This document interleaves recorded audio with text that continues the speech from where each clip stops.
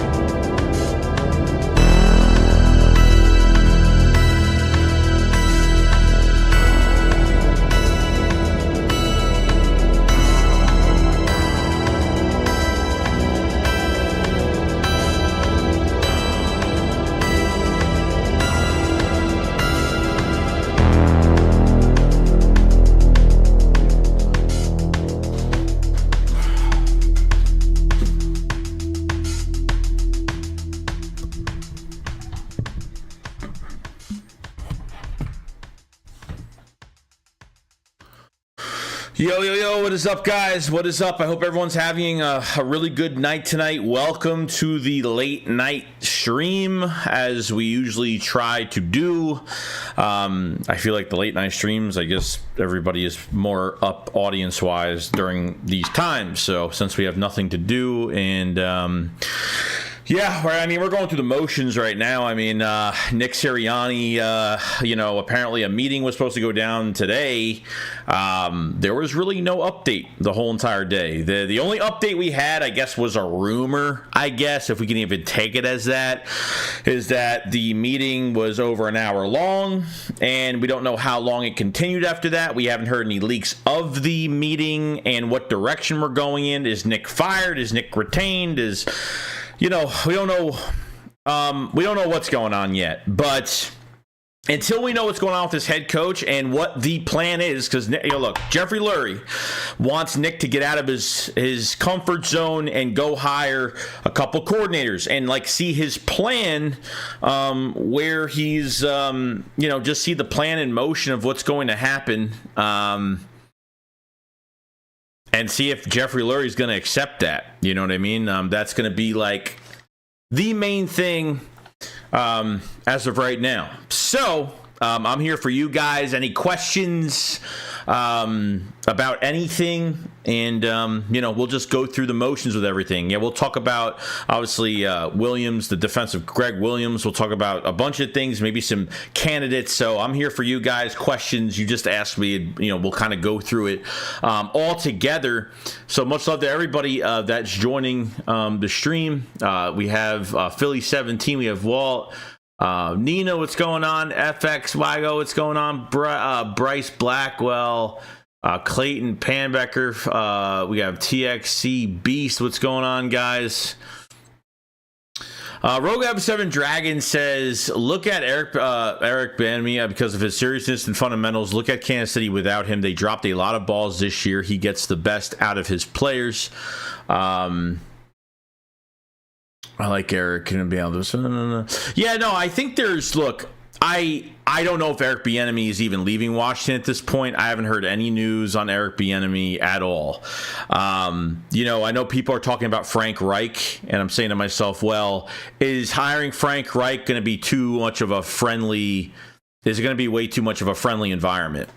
Can Frank Reich and Sirianni hold each other accountable for things? Like, that's where I would love Frank Reich, but at the same time, is it going to be way too friendly offensively and not take too much blame for each other? And that's where I feel like if it's too friendly, it's a friendly atmosphere. And yes, you guys, obviously you want the coaches to get along, but I need to run this more of a business, and obviously everybody getting along, but it's got to be run as like, this shit has to be more than serious. And I'm not saying that they're not going to be serious, but, you know, it's just one of those things, you know what I mean?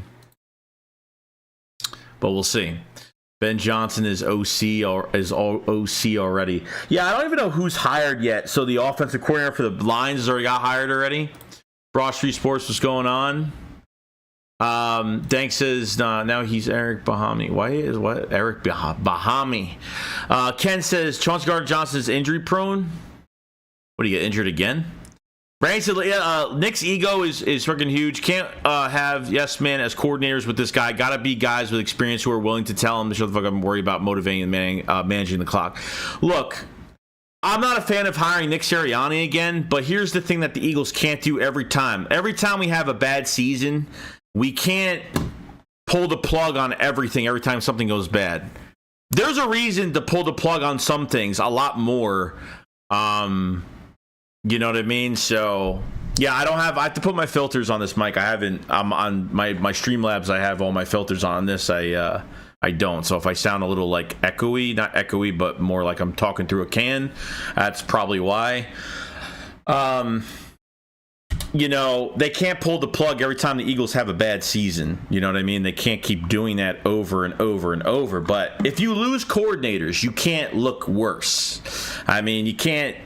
The head coach has got to keep what you have in the building. Hence why we saw no adjustments. I mean, look, if Jalen Hurts was successful in this system last year, why aren't you taking any plays from last year? Why aren't you taking past film and using Jalen Hurts to his strengths? And that's like the one problem I've had on both sides of the football is the adjustments and looking absolutely the same. Unfortunately, we haven't looked consistent. We haven't looked, I don't know. We haven't took over a game 4 quarters. We haven't like literally took over a whole entire game. 4 quarters of football. I don't think we've ever had a dominating win this season, which really sucks. Every game has been almost a fucking heart attack and a half. You know what I mean? So, I think we just need to take the stuff away from Nick. Let the OC and DC do the plays, and don't let him interfere. Overall, that's all I care about as of right now. As long as they take the control from Nick, I don't care. But what's the point of Nick being a head coach and getting a head coaching salary if he's not going to be involved in anything? If he can't handle a playbook offensively, then how can I trust him? How can I trust Nick at this point? You know what I mean? Like, if you're going to like literally handcuff Sirianni from touching a playbook, why is he here? To be a cheerleader? I mean, I don't know why he's here then. But who knows? He could be fired right now. Nothing was reported today. The Eagles had a meeting and nothing happened. There was no news, no leaks, no nothing. So for all we know, he probably got fired. But for all we know, he's probably retained right now. He gave Nick a chance to come up with a blueprint, a plan of what he is going to do, who he's going to hire as 2 new coordinators, and I'm hoping they're pretty good fucking names. I really hope so. Because I think Jeffrey Lurie is really trying to... Jeffrey Lurie is going to take away Nick Sirianni's hiring process because, I mean, Denard Wilson should be the DC of this fucking team. A lot of the players love Denard Wilson. I would love for Denard Wilson to come back as defensive coordinator. And he was snubbed. And I know they parted ways as a conjointed type thing. But I don't believe any of that shit. I don't believe any of it sometimes. You know? Philly 17 says, going to be a crazy Eagles season. Buckle up. No doubt. Torvald's, I'll be fine with keeping Nick if he showed some signs of adjusting, and if the team was competitive. This team wasn't competitive under bad teams, so adios amigo. Yeah, I mean, that's how a lot of people feel. Like at this point, if you lost your locker room before the fucking Niners game even started, and then the players were literally, I mean, behind the scenes, I know a lot of the players didn't like Nick, didn't believe in Nick, didn't believe in what he was saying for literally the last 7 weeks. Literally. So it's kind of concerning. Al Zapata says, I want Wink for DC and Vrabel as head coach and Reich as OC. I don't know if you're going to get all that. I don't know if you're getting all that. Vrabel, I wouldn't mind that much. Wink, I would love at DC. And Reich, you know, I don't know if they want to put Reich and Sirianni together. I mean, I feel like I feel like it's going to be good, but I feel like it's going to be bad. And I don't know what side we're going to get. I feel like it's going to be way too friendly. And since it's too close, I don't know. Maybe it will work. I don't know. You know, you could be right. Could be right about it. So we'll see. Tasty Kate says, the reason nothing is being said is because there is no need for anything to be said. His contact wasn't up. Nick is here. He's not going anywhere. His resume speaks for itself. Yeah, well, Doug had a resume too, and he still got fired. I don't care if this team's been in the playoffs the last few years. I don't care if they made a Super Bowl appearance. If they're firing Doug Peterson just because he didn't want to go outside the organization to hire different people for his staff and push back on Howie and Jeffrey Lurie, end up getting fired, it wouldn't shock me if he got fired. I feel like he is going to stay. That's just how all this seems right now. But Jeffrey Lurie's doing his due diligence as of right now, and to kind of give him a chance to redeem himself on a better plan going forward. So we'll see. We got a super chat from Slick. What's going on, dude? Thank you so much. Slick says, what about Ken Dorsey? Yes, he got fired, but his scheme would fit with Jalen Hurts' play style, similar to Josh Allen, and it's run-first scheme. It just depends. It really depends. Like, I don't know who else. I mean, that Solik from Houston I would really like. He would probably be one of my top guys. But I don't think they're going to get him. I honestly don't know who else. Eric Bieniemy, if he was let go of Washington, he would be one of my top. Ken Dorsey, sure, maybe, if it was the case. But like I said, like, as long as it fits Jalen Hurts and they're going to use these players to their strengths, which I really love that Greg Williams. I don't know if you guys listen to. I just made a video on it, so check out the video. But I don't know if you listen to the Greg Williams. This podcast he was on today or yesterday, and talked about the Philadelphia Eagles and their defense and how he would run that defense, and talked about using players to their strengths, not setting up those players to fail. Talking about if you were bad at tackling, you wouldn't even play in a football game. I mean, that's how crazy it was. It was just nice to hear, like, somebody's, like, just to hear another DC around the league, you know, just another guy that could just put their fangs into this thing, and from another point of view, from somebody's eyes, looking at the Eagles defense. I thought that was pretty cool. Appreciate the super chat, by the way. Says, Dank says on steroids because I don't want to fire a coach. Philly 17's Facts Show. We bring in Denard Wilson. Should have been there a few years ago. Yeah. I mean, at the end of the day, I would bring Denard Wilson back. I think Denard Wilson would be like my top DC. I'm not kidding. I think he would honestly be my top DC right now. And if not him, I don't know. I'm not really into, like, the coaches that been here for years, just depending on who it is. Like, Ron Rivera hasn't been purely a DC for a while. I'm not really into Ron Rivera too much. Like, Wink Martindale is going to have just a lot of attention at this point. I don't know if the Eagles even have a chance at him. But at the end of the day, I kind of want this. At the end of the day, I want both of these coordinators to have their own schemes and to run them 100%. This way we can say, you know what? If they screw up, then they screw up. And that's all that matters. You know what I mean?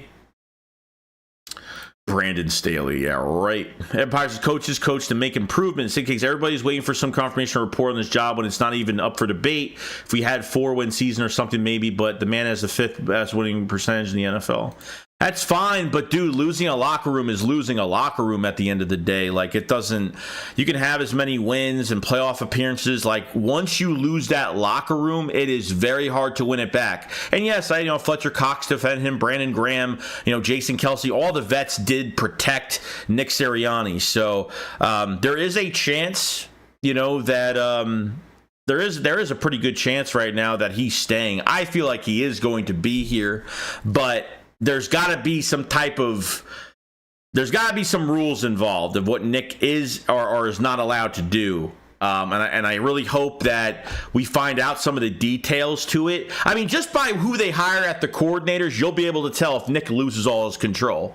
If they hire Wink Martindale, like if they hire a fiery pushback type of coach, not a assistant off another team that's trying to get some type of more money into his account, just for the label,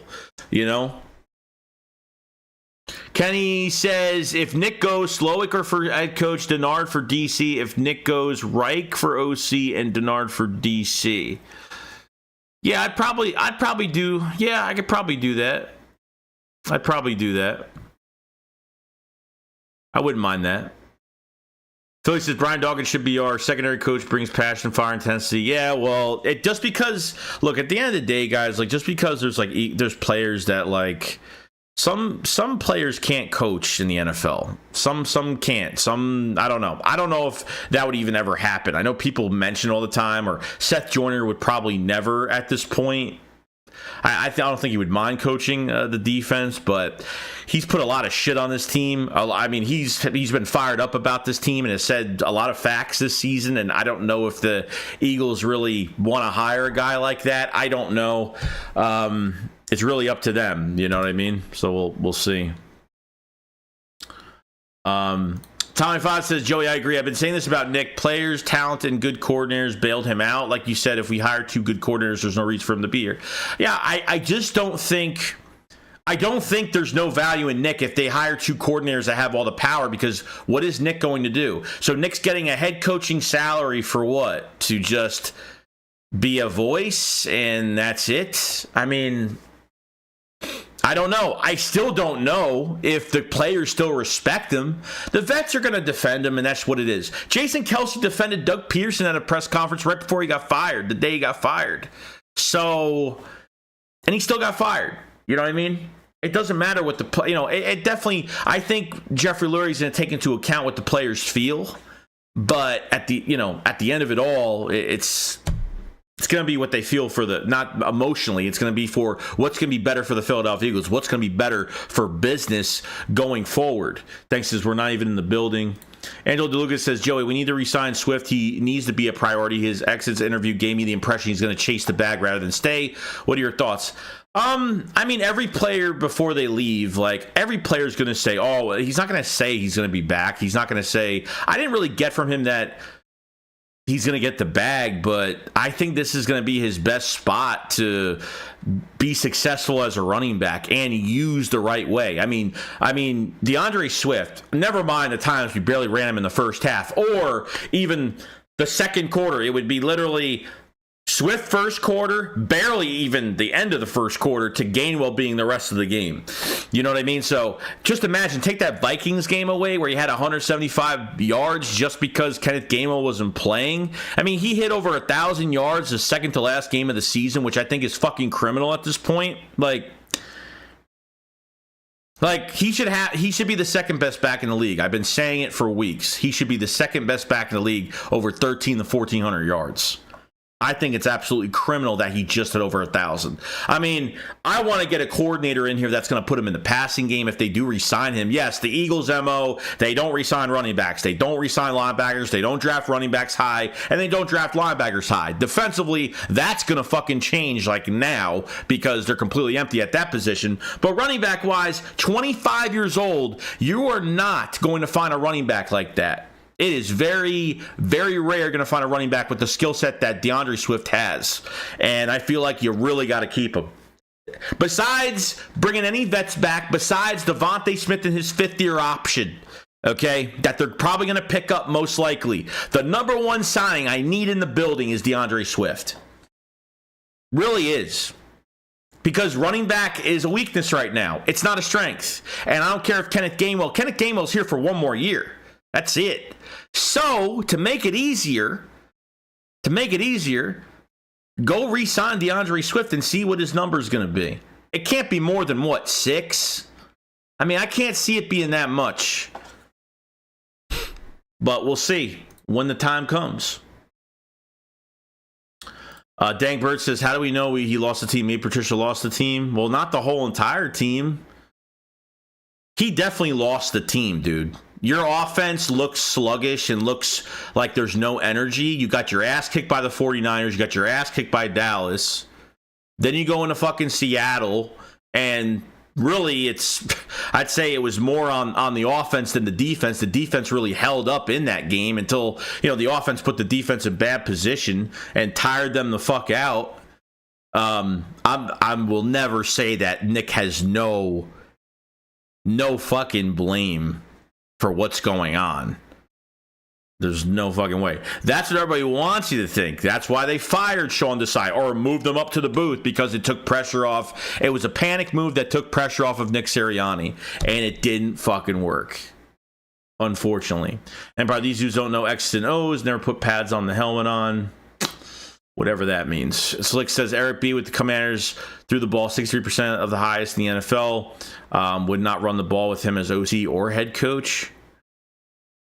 Well, I mean, if that's the stat, then that's not really great. But if you run a smart passing attack, it's not a bad thing. You definitely have to run the ball. The Eagles passed the ball a lot last year, okay? But at the same time, you definitely have to run the ball. But let me tell you something, the Eagles were a pass first type team last year, and they were just explosive. And the only little problem I had with Shane Steichen's offense last year was that they didn't run with Miles enough in the first half. It would be 4 times, kind of how they did it this year with Swift, but probably this year was worse.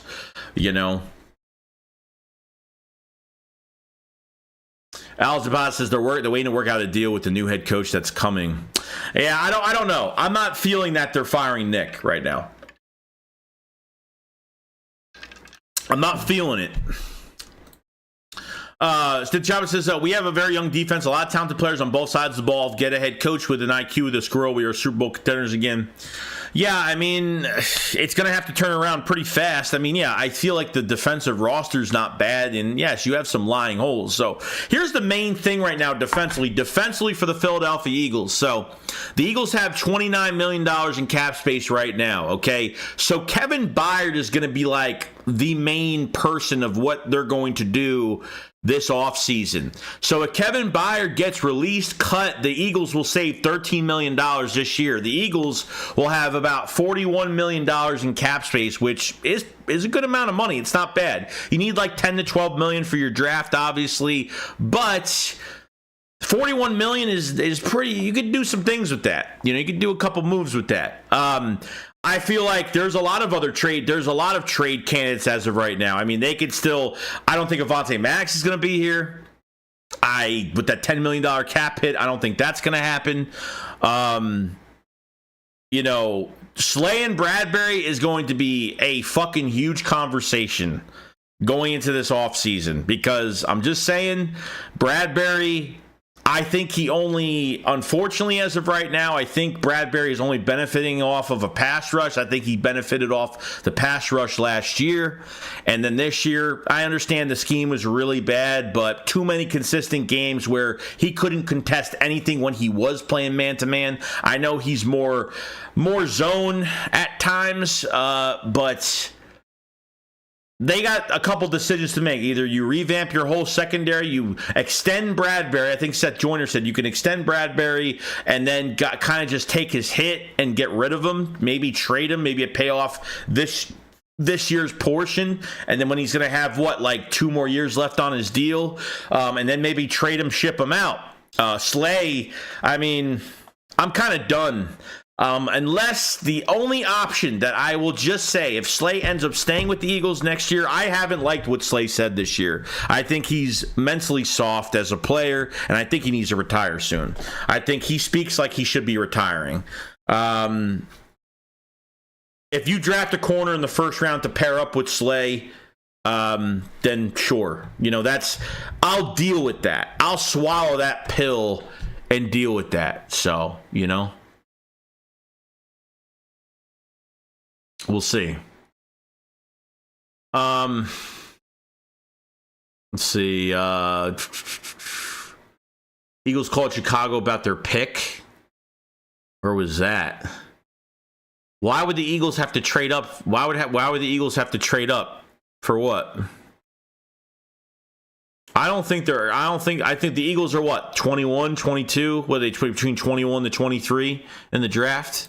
Murray says, I'll try to get Mike from the Titans because he can use AJ and the receivers better and knows how to run the freaking ball. I mean, that's true. I mean, I think Vrabel, when it comes to a balance, sure, kind of keeps that intact, what they did with Derrick Henry, but they got to have the right running back in the building now, because if Mike Vrabel comes as head coach and they have just Kenneth Gainwell and they have nothing better than him, it's going to be a big problem. I think it's going to be a huge problem. Clay says, are the A.J. Brown trade rumors true? No, I don't know why there's so many reports on that. There's all these reports on Brown getting traded, and I don't know why. I doubt that would happen. I 100% doubt that would happen. Jamie says, Byard gets cut, don't they get comp pick back? I think they would. They can always, I don't know if they can cut him and resign. I don't know what happens, but I think there is a comp pick involved. So the Eagles potentially can have $41 million in cap space, and like I said, they could restructure one or two contracts, and I mean they can give themselves some good cap. I mean they could do some good things with that. Not too many moves, but at least they want to make one move that's really good with it. They could do that. Maybe a mid to high tier between them. They can make one good move in case there's a position they don't want to go after in the draft if that's where they want to go. Angelo Duke said, we need to extend Bradbury one more year to extend the money. It's the only option. Hopefully you can use him as a trade piece at this point. Just get him off the books. Yeah, I agree. I agree 100%. I think that's what they need to do. I don't trust Bradbury. That was a bad move. That was a bad signing. Unfortunately, I didn't think he was going to play like that this year. If the Eagles signed Chauncey Gardner-Johnson, that Bradbury signing was not going to take place. I mean, one of them wouldn't have been here. And obviously they re-signed Bradbury and said, you know what, let him stay here. But I think it's done, man. We need some corners that are going to knock someone's teeth out. We need some young studs at that position, and they got to revamp that as fast as possible. So we'll see what happens. We got a super chat from Fabio Vilcano. What's going on, man? He says Eagles need practice harder and be more physical. Yeah, that's a whole nother thing, that on top of getting new coordinators and hopefully they make the right decisions, this offseason has to change. I don't care about not having minicamp because we are one of three teams that doesn't run minicamp. I'd bring back the fucking minicamp. I don't care. These guys need to fucking practice. And they need to gel. And you know what? Going into the preseason games, they got to fucking play their guys. I'm not saying every game, but they got to play more than a fucking series in the preseason games. And the joint practices have a lot of value too. That shit needs to stop too, because Nick thinks the joint practices are more valuable than the preseason games. Which I don't know how they are, because you can't hit the quarterback, you can't tackle anybody hard, you can't wrap your hands around anybody, you can't really do much of anything in joint practices. I don't get the joint practice value over preseason games, where in preseason games, it's a real fucking game. Doesn't count towards anything, but they got to put more work into the offseason, no doubt. Their tackling is horrible, communication is horrible, the schemes are horrible. It doesn't help that you have injuries too. You lost both your nickel. You lost both nickel corners, Avonte Maddox, Zech McPherson. We'll see what happens. Appreciate the super chat, by the way. That was actually a really good statement too. Good statement for the offseason. Very important. I think so. Linda, what's going on? Says Swift market value is at 5.6. He won't sign back unless we get a hometown discount. Yeah, and I don't think they'll sign him for that much. I don't think that's going to happen. I don't. I figured he was going to be at 6, but he's actually a little cheaper, which I'd say it's not horrible, but for what you're getting out of Swift, if a coach gets the best out of him, I think he'll be worth that 5.6. But that's the way it is. You know what I mean? I guess the Eagles tried their hardest not to give him 1,000 yards this year. I don't know. His first Pro Bowl and his first 1,000-yard season of the year. So, Philly D says, I'm not comfortable drafting in the 20s. We fail all the time. Move back and grab extra picks, second and third round picks. Yeah, but you got holes at safety. And you had holes at line. You have a big hole at linebacker glaring right there. I don't fucking give a shit if they don't draft linebackers in the first round or don't fucking re-sign linebackers. Okay? I do not care. Like, everything has to change. The way they draft at certain positions, it needs to change. So I don't know if I'd move back. You have 2 second-round picks at this point. If you want to move a second-round pick back, then move a second-round pick back. I don't think I'm moving my first-round pick anywhere, to be honest. I think they have to be. I mean, look, good. At least we're not the best. We weren't the best team in the NFC, so at least we're not like the last pick. You know what I mean? We didn't make it all the way. So at least we're halfway to getting a good talent in the building, and I think that's all that matters. You know what I mean? Somewhat. Fabio Vilcano with the super chat. Thank you so much, man. He says Brian Burns and a linebacker that has a voice like Lewis. Brian Burns would be a really good signing. I've been high on Brian Burns since the trade deadline. I've actually really liked him. Play the edge, and he's a young player, plays the edge really well. I think the Eagles need another edge guy regardless. Brandon Graham might come back for a veteran minimum, but I still feel like they got to sign somebody else. So we'll see what happens. We'll see what happens. But they need a fucking linebacker. Nakobe Dean, I'm off. I'm off the bandwagon right now. Until his availability is actual available, I'm not going to... I really hope he becomes something. But I can't buy into it. The man can't fucking stay healthy. I mean, you get hurt once. You miss all that... You miss joint practices. You only make the last preseason game. And you go on IR 2 times. It's too... There's no way. There's no way I could trust that going to the future. Thank God, Zach Cunningham wasn't a bad player. I think he was probably the best linebacker we had this year, and that's a veteran we're talking about on a 1-year deal. Nicholas Morrow, get off my team. Holy shit, how bad he was. He had one really good game this year. He looked like a Pro Bowl. He had Pro Bowl statistics. I forgot one game. I think it was the first Tampa Bay game where he looked really good. He had 2-3 sacks, I think 7 tackles, 8 tackles or something like that. He had a really good game. But I feel like they could have got a lot more out of these linebackers. I'm not saying Nicholas Morrow was really horrible, but I'm going to say this. They just weren't using guys to their strengths. And they weren't playing these linebackers downhill.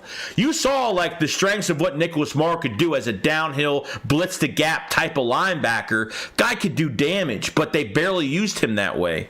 You want to put him in open space, defend an area, and cover, running backs, or you want to have him go on a tight end. It's just crazy, man. It's crazy. So he says how he can sign Swift. He's good at making team-friendly deals while still playing them what they value. Yeah, I agree. I feel like it's hard for me to feel like Swift wants to play somewhere else. We're gonna find out. But I feel like he said, well, how does it feel to play for Philly? He said it was everything. I feel like he loves it here, and that's my top priority signing. That's my top priority. No joke. So, Fabio Valcana, thank you so much for joining the camp tier, man, becoming a new member. Appreciate it so much, dude. Much love, and thank you for supporting, man. A lot. Thank you so much. Means a lot, man. Linda says, yeah, he had 3 sacks in that game. Yeah, he had a good game. Yeah, I mean, people are in the chat are like, oh, he couldn't tackle. Who could tackle? Tell me who could tackle in this defense. Who? Nobody. Okay, sure. Maybe Sidney Brown can hit hard and Reed can hit hard, but who could tackle? They went through a whole season of doing this. Nobody could tackle. The coaching staff, the way they were taught, they don't even know how to be physical. They don't know how to blitz. And when they do, it's a total fail. It's crazy, dude. It's crazy. Texas Morrow is weak. He can't down. Philly D says, who's that corner we got from the Colts? Yeah, Isaiah Rodgers is suspended off gambling. Okay? Suspended off the gambling for the whole year. He's not a bad corner, and he's a nickel corner, which is great because Avonte Maddox is hurt. $10 million cap hit. I see the Eagles trading him, and you have Zach McPherson coming back. He was supposed to be the backup nickel. And now you have Isaiah Rodgers coming into play. He could play special teams, and being that nickel is definitely needed 100%. So, we'll see what happens. But Keely Ringo and Eli Ricks, good flashes. Keely Ringo showed some very good flashes, especially the first 2 weeks when Matt Patricia took over. I thought he played pretty damn good. Eli Ricks has shown a lot of flash. Just needs another offseason. We need to see more, I think there's some good things coming out of the secondary, I think potentially, maybe, I'm not going to say, definitely going to happen. I think potentially you could have your number 2 with Keely Ringo. Maybe. I don't know. Need more time, though. But we'll see.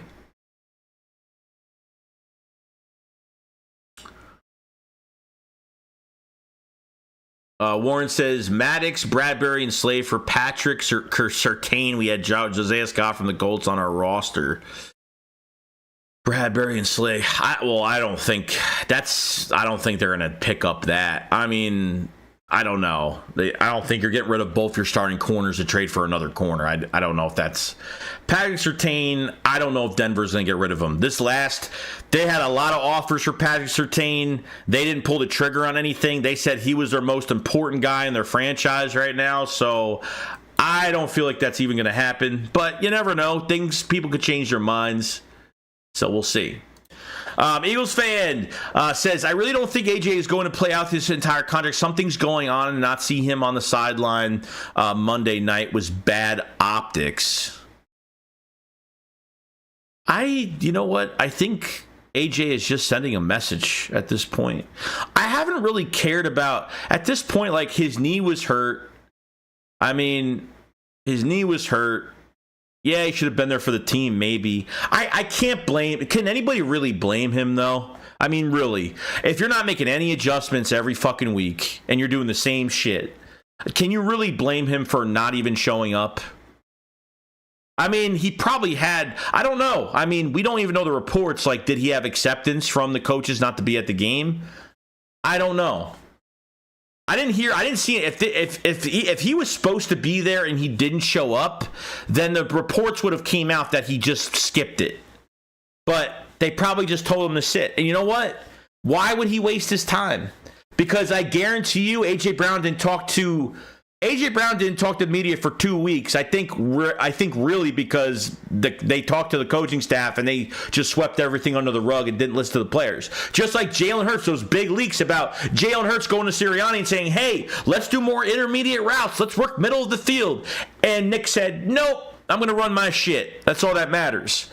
Because I feel like there is somewhat of a repairing factor that comes into, I think, the relationship between Nick and Jalen Hurts. I think some of that has to get somewhat fixed.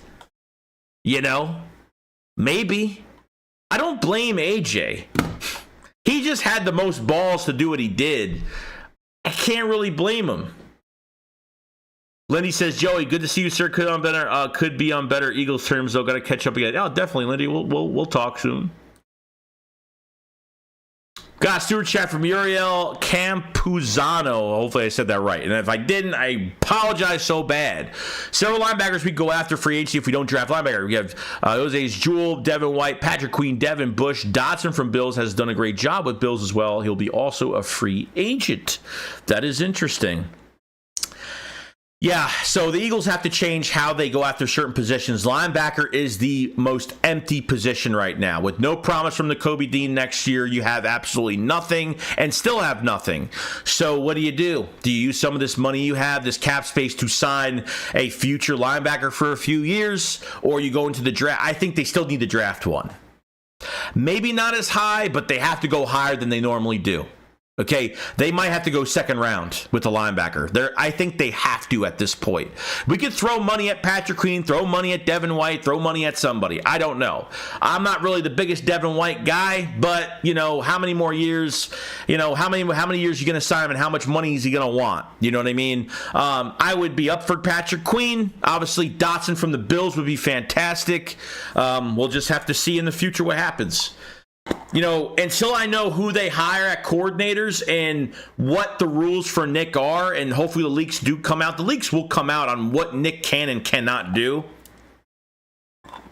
which we'll probably find out tomorrow. We'll see.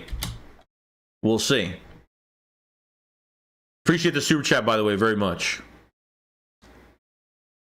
Is he or is he not fired? There's nothing. Nothing happened today. They had a meeting today, and nothing came out of it.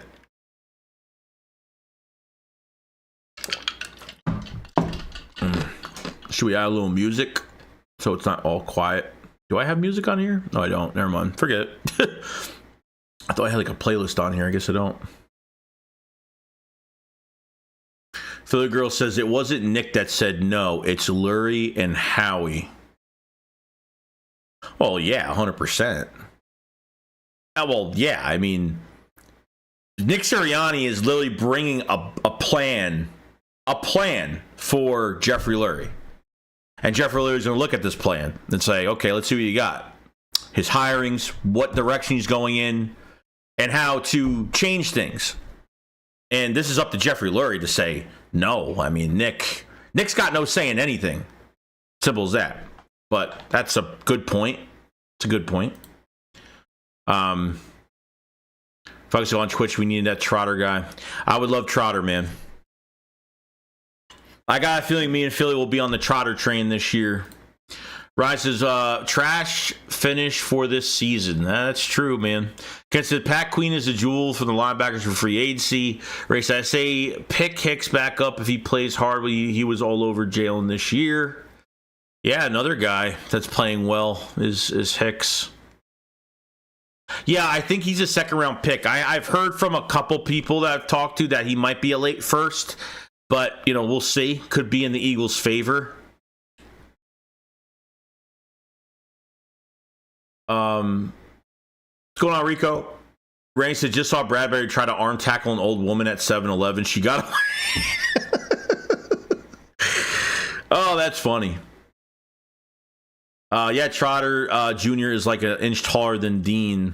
George said, Norris, this good news if we get a third and 3 fifth-round compensatory picks? Yeah, I don't know how many compensatory picks we're getting, but I feel like they're going to trade Slayer, Bradbury, or both, and I think Avonte Maddox is definitely, I think, going to be a big trade. It's going to be a big trade piece as well. Warren McKee says, our biggest issue this year was health. Maddox, Dean, Blankenship, and Dallas. Question, can we replace them? Well, tight end-wise, you have Albert O that they traded for him, didn't even use him. I think Calcaterra is becoming to be very injury-prone at this point between his concussions and these little injuries that he has. They need a reliable backup guy. Jack Stahl is probably the most valuable because he could block. He does a lot of the dirty work. But I want to see more of Albert O.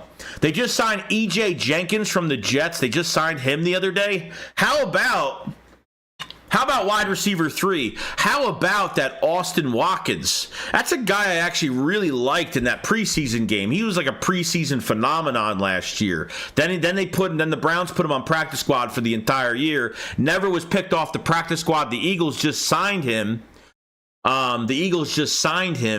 So that Austin Watkins, I don't know, not saying anything crazy, but I want to see this kid fight for a roster spot, especially for the number 3 wide receiver spot. Your weaknesses on offense right now are wide receiver 3 and running back.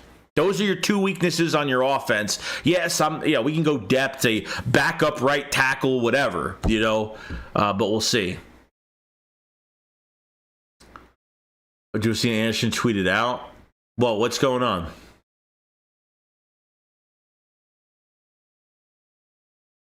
Skidmark says, Tony Shields said in an interview that AJ and Devontae averaged bottom on separation, yet AJ had 1,600 yards. They were open on pure talent. Shows you waste of the season. Well, dude, look how they're running these route combinations, how long they take to develop. They're doing the same shit every game.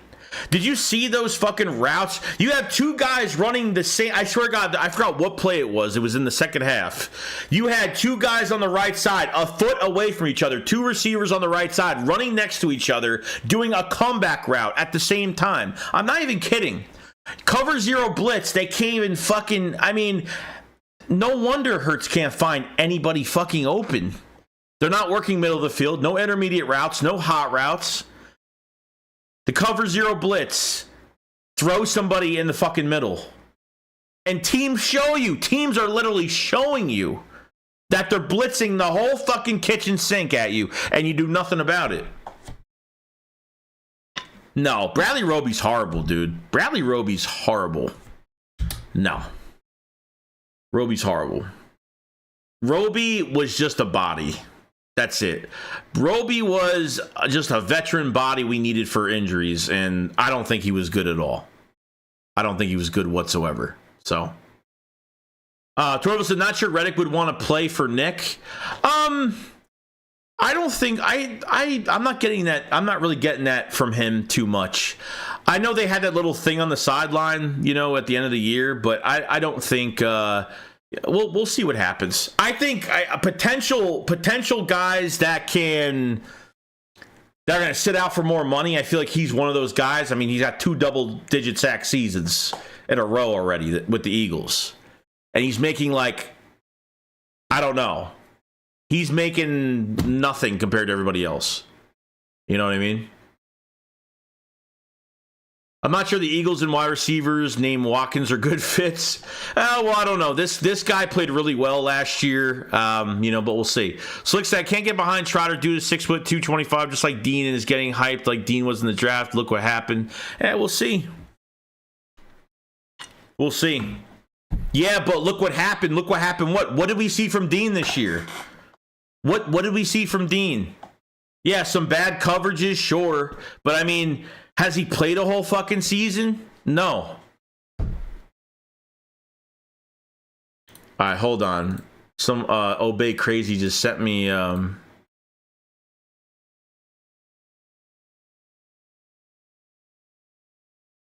Is Nick Sirianni still in the meeting? It's almost midnight. And then Josina Anderson says, Eagles fans, hang in there.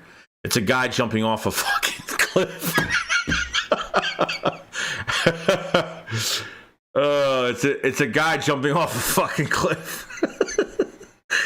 Yeah, I don't think she even knows. I don't even think she even knows.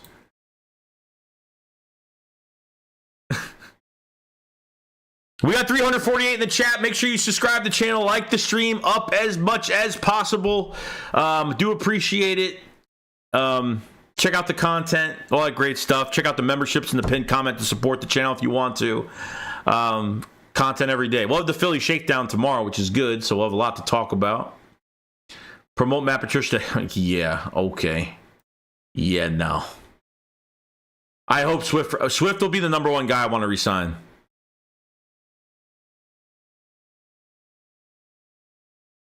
What will Devonta Smith cost? I don't care what he costs. I honestly don't care.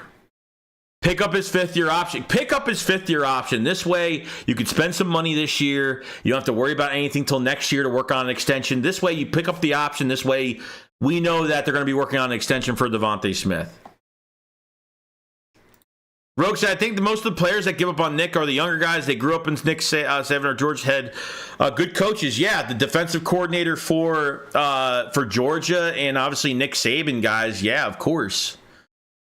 They probably don't like the way this coach is doing certain things. I know Sidney Brown hasn't been a big fan. I know a lot of guys haven't been a big fan. If you guys remember, before the last Giants game, the last regular season game, A.J. Brown was having multiple meetings with players, saying that we need to believe in this coaching staff. And there must have been a lot of players in that locker room was not liking what was going on with Nick.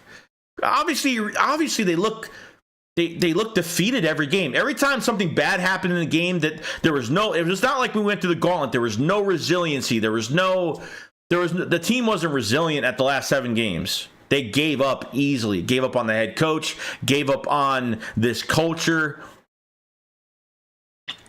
I think Nick lost a lot more than we thought. I think he lost a lot more than we thought. Reddick in coverage was insane. This team quit. Yeah, you do that. I don't know whose bright idea it is to do that shit. Your top pass rushers in fucking coverage. It's crazy shit, dude. Black says we're going to get Jalen Johnson. Skid Marks, I thought they were in contact with DeAndre's agent to re-sign him. I haven't seen any report of that. I've seen no report on them contacting anybody. Nothing. And if that was the case, I would have seen it at this point. Rigo says, what really pissed me off is late TJ walk after we developed him and he was affordable. Yeah, 5 years, 19, or whatever it was. What was it, 3? I forgot what the contract was. It was a cheap contract. It was very affordable. Apparently the rumor is that the Eagles Howie Roseman never offered TJ a contract. That's the rumors. A lot of Eagle fans are saying it's bullshit. That was a fake rumor. I don't know. Liz says, come on, folks. Only 63 likes. You got to appreciate the late night content. I appreciate it so much. Definitely hit the likes up. Definitely. People don't hit the like button. That's just what it is. I don't care. It's all right. Don't matter. People could do it. People could do it, Ray says, Swifty deserves a new deal. Ken says, if we were changing defensive scheme, we probably don't need Reddick, need normal size edge. Well, dude, they need Reddick. What do you mean? Reddick's here for another year. We need Reddick. You take away Reddick, you have you have Josh Sweat. That's it. And Nolan Smith needs another offseason. Needs to bulk up. And he needs more playing time. Nolan Smith barely had playing time. Nolan Smith was coming off a neck injury after the offseason to get into the regular season. And he was playing special teams most of the time. And then fucking Desai was given the excuse middle of the season, well, you can only give so many plays to certain guys. Like Nolan Smith's your first round pick, and Desai's barely even using him. That really pissed me off. I've seen some hard hits from Nolan Smith this year. I've seen some good things from him, but he's just. I don't think we're going to cross-train him to Sam linebacker as much as I want to. I think for this offseason to this year, I think he strictly needs to be an edge rusher, and I think that's what we need. Yes, you can cross-train him, but I don't want to put too much on his plate. I think they should just put him as a pure edge rusher and call it a day.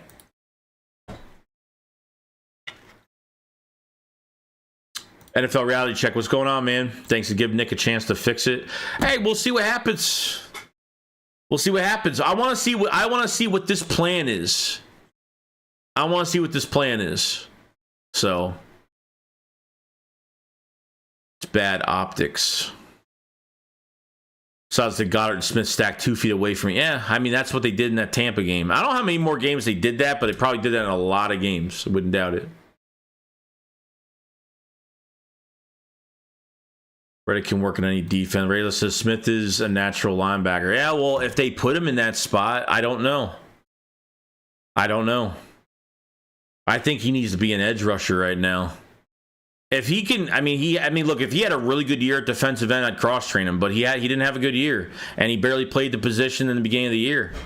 So, do they switch him as an outside linebacker, or do they try to put 2 positions on his plate go into the offseason? That's really up to them. Ken says he's good, but rush linebacker scheme specific. If we change Reddick, can't be a defensive end. If you play 4 down, Reddick is useless. Yeah, look, he's had 2 really good seasons, and he's got 1 more year left. Sarah Smool says, boy, do you miss Steichen on the Eagles? Thank you for him. I love the Colts. Yeah, he's a good coach. He's a really good coach. Way to rub it in our faces, but he's a good coach. So he deserves to coach a good roster. Chris, your thoughts on Greg Roman for OC? If it's possible, I mean, it really depends what I don't know. I don't know how Nick is going to, what Nick searches, who his candidates are. You know, we'll see. But probably a lot of people on his list. Apparently, Howie Roseman's been making phone calls. That's what I read on a report the other day. But I haven't seen one interview scheduled yet. I mean, there's not one interview scheduled whatsoever. Ryan says it looks like they're looking at put Frank Reich as OC as a candidate. Yeah, we'll see. I know. I saw the Frank Reich and the Mike Rowe comments. I saw that little report. I don't know how much that holds water though, but we'll see.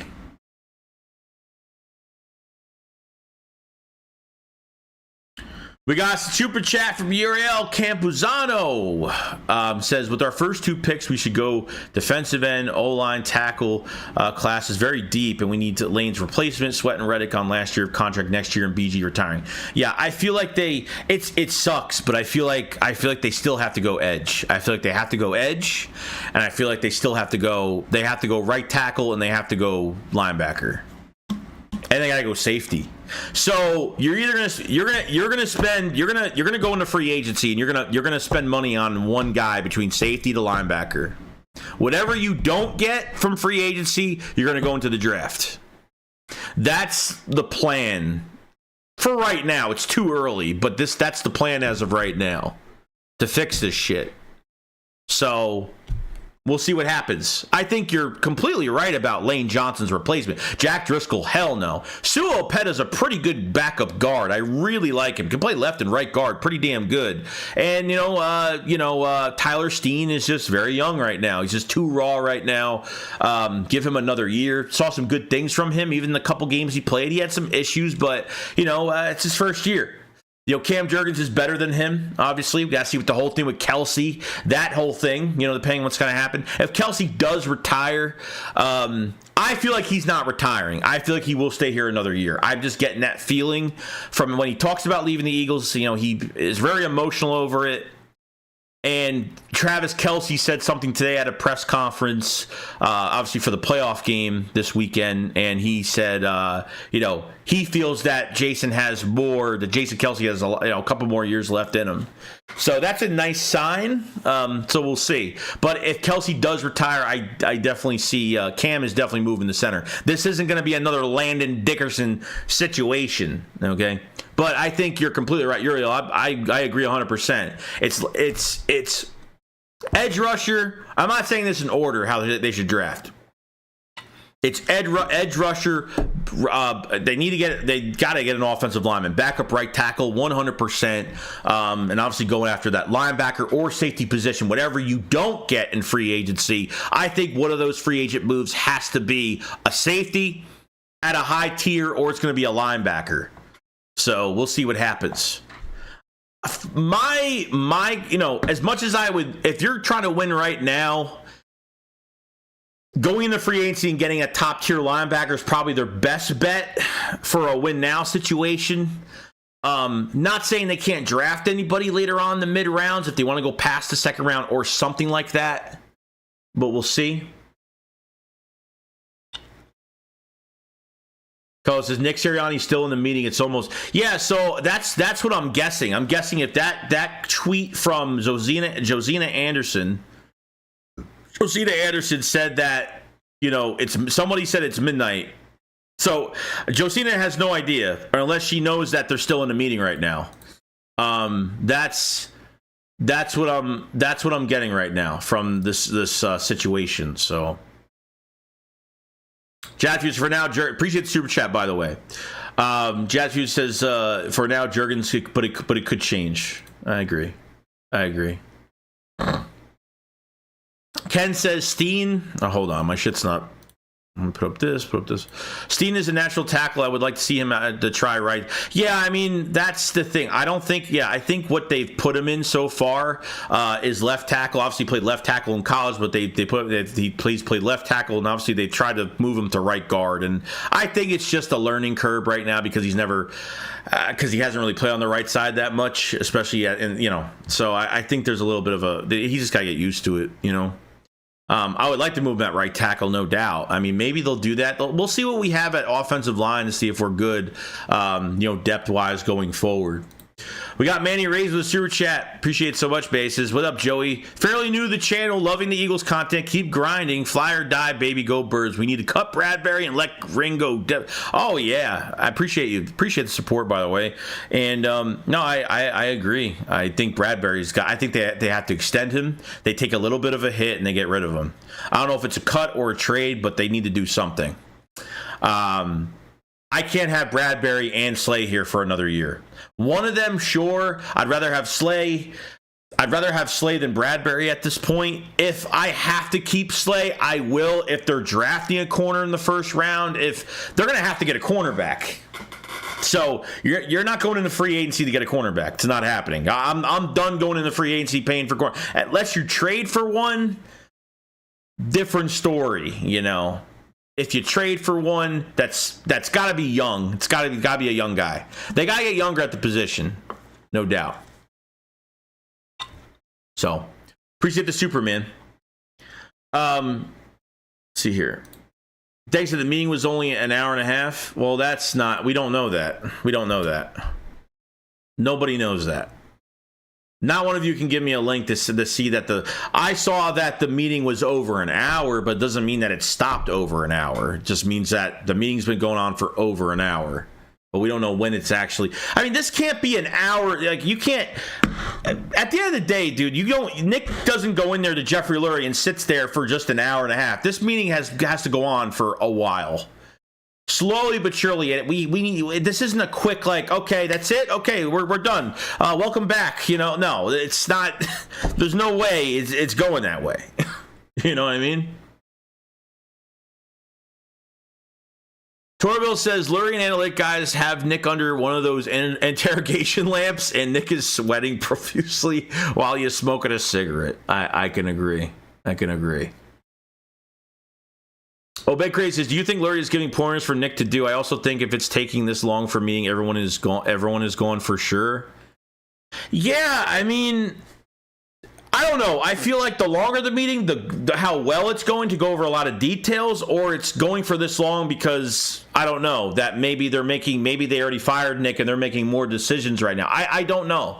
I feel like the longer the meeting, the better it's going to be. That's how I feel.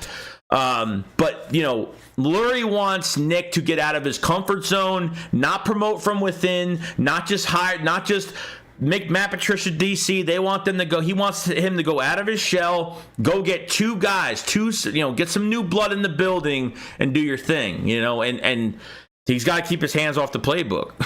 I mean, simple as that. You know what I mean? So.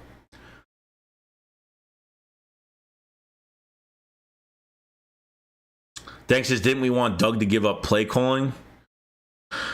Well, the problem with Doug was a lot had to do with the quarterback. A lot had to do with how they changed Carson Wentz in 2020, and they tried to turn him into more of a pocket guy. And I feel like that affected everything. But I think there had been somewhat of a collaborative effort with Doug Peterson, and him moving Press Taylor to OC was just, that's what he wanted to do. And that for a fact, because who's helping Doug with the offense in Jacksonville? Press Taylor. So Doug had to fire a lot of guys over in Jacksonville. He did a lot of uncomfortable. That front office is making Doug fire a lot of his own guys that he put in that position over there. You know what I mean? Yo, Desert Eagle 90, what's going on, man? He says, we got Isaiah Rodgers as far as veteran goes. Yeah, I mean, Isaiah Rodgers is he's really young. How old is he? He's like 25. I mean, he's young. I think he's really young. But Rodgers in general, I think coming off the gambling situation after this year because he was suspended, you get rid of Maddox, obviously you're going to keep McPherson in the building as well, but you're going to trade Avante, and you're thinking Isaiah Rodgers is going to be your next nickel, I guess. I mean, because I don't really know who else could play that position. I don't think Ricks can play that position too well. Keeler Ringo can't play that position. I think that is like our hopeful move that becomes a huge success as Isaiah Rodgers plays some special teams and is a starting nickel for this, for this team. So we'll see. Jazz, some fans are just nuts. I think we're all crazy right now. So we're all fighting with each other. Like, it's normal. This is like, we all, at the end of the day, like, regardless, we all want good things to happen with this team. You know, I say some stupid shit on here too. I'm not always right. I'm not always wrong. I'm wrong a lot of times. I'm just a fan at the end of the day. I don't got any insider information. I'm just sitting here just trying to figure it out as much as you guys want to figure it out. Reverend Bebop, what's going on, man? So if Lurie and Howie continue to make football decisions and keeps losing them, they're going to start lean towards draw status. Let football guys make football decisions. Well, I think that's the change. I think that change is coming. I think that change is definitely coming, no doubt. I think it's happening. 26, yeah, it's still young, still very young, very young. Francis, Christian corner, linebacker, O-line is that order for the draft. Corner, linebacker, O-line. Okay, so you think they go after a safety in free agency then? That's how I feel. I feel like we're going to find out. If they sign a linebacker in free agency, they're not going after a linebacker, you know, obviously early in the draft. So we'll see. Rio says, Howie should get fired for letting TJ walk in the shitty draft. I mean, I don't know if those rumors are true of letting TJ walk. They didn't offer him a contract. I don't even know if that's the case. What's going on, Matt? Obey says, Joey Shakes. Josina tweeted again, I assume Howie Roseman? What do you mean? You assume Howie Roseman?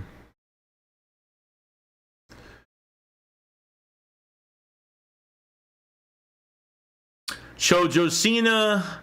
So someone tweeted and says not even a crumb of information about the meeting. So Josina Anderson said HR Howie Roseman brought up Nick's name while flushing through a potential coordinator prospects within the last 48 hours. That's a mustard seed glimpse. Okay. Good night. What? She's fucking faking that. She's on crack. HR brought up Nick's name while flushing through a potential coordinator prospect. Who's HR? You're saying Howie Roseman brought up Nick's name while flushing through potential coordinator prospect? So they're not talking about Nick. Who are they talking about? HR.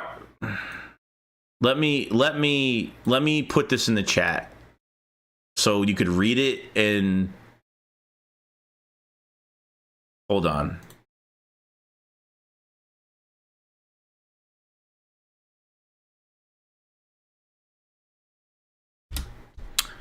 That's what she just tweeted just now.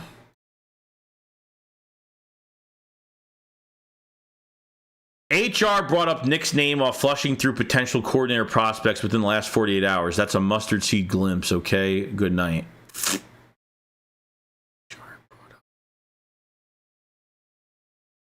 I don't even fucking know what that means. So HR brought up Nick's name while flushing through potential. So it's not. That makes no sense. I'm confused. That just makes no sense. I'm fucking confused. Are you confused? Because who the fuck is HR? Like, HR brought up, Howie Roseman brought up Nick's name while flushing. Why would you bring up Nick's name going through coordinate? Homeroom? I don't even know. I don't even know what the fuck that means. I don't know what that means. I think she's talking about Diana Rossini report. Maybe. I mean, just that. Harry Reid. What? I don't know. Horny wrote it. Ken says, I think O-line can be taken third round or RD is so bad. Provo says, I like the word flushing, but it would be better used in terms of getting rid of something that smells. Yeah, maybe. That might make sense. So I don't know what the fuck that means. I have no idea. I couldn't tell you what that means. Like, that's just, I think she just said something to, like, say it. I don't even know what she even meant. I don't even know what she meant.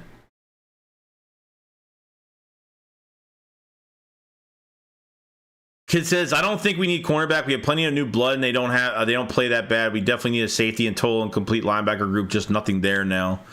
Yeah, I mean, corner's not the biggest problem because it's filled right now, but until this defense changes, we don't know how they're going to play next year. If you end up keeping Slay and Bradbury, which I just don't seeing them both being here. And if a defensive coordinator comes in, he's not playing favorites. He's not going to, if he doesn't like Bradbury, he's going to say, nope, I want him traded. I want him gone. Howie, can you try to get this done? Sure. You know, that's the whole point of bringing in an offensive coordinator and defensive coordinator that has control over their scheme and the players they want to be in collaboration with Howie Roseman during free agency, the draft. So we'll see. Torville says, I think she's talking about Diana Rossini report that Howie and Nick were looking at coordinators a couple days ago. I guess. Ronnie says, so Greg Williams for DC and Frank for OC. I don't know. We'll see. Greg Williams had a lot of nice things to say. Well, realistic things to say about the Eagles. Like he said, there's a few teams that have called him already. He's a very aggressive coach. He hasn't coached since 2020, but, we'll see.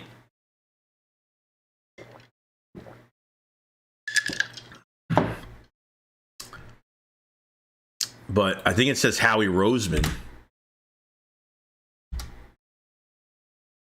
I think it says Howie Roseman. It says, Danks is human resources. Don says, Reed Blanchard reminds me of Alex Singletary.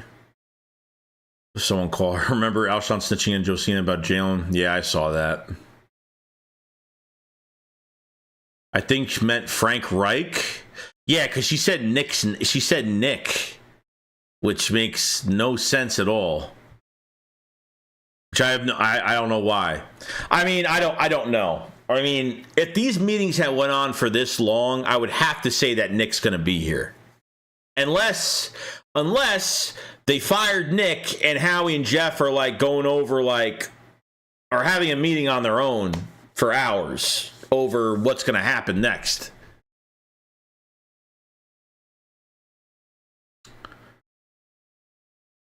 Greg Williams ain't 72. I don't think he is. Probably in his 60s. I don't think he's 72. Like, dude, I'd rather hire... everybody wanted fucking Bill Belichick, and he's like, how many fucking years does he have left? Reverend says, overall talent was not the problem. It was offensive play calling. Shit was high school status all year. We need a creative offense play caller and aggressive defensive play caller. No, I agree. I feel like there's some positions that just didn't fit whatever the Eagles were doing scheme-wise, especially defensively. Not catering to your players' strengths of what they can do. Did you guys hear the Greg Williams interview on the Eagles defense? It's literally a minute and a half. If you guys want to listen to it, I can play it real quick if you don't mind. Yeah, Greg Williams did a good job. Yeah, they were a top 7 defense with the Jets. So Greg Williams was a top 7 defense, 7th best defense in the league, top 2. I think he was the 2nd best against the run.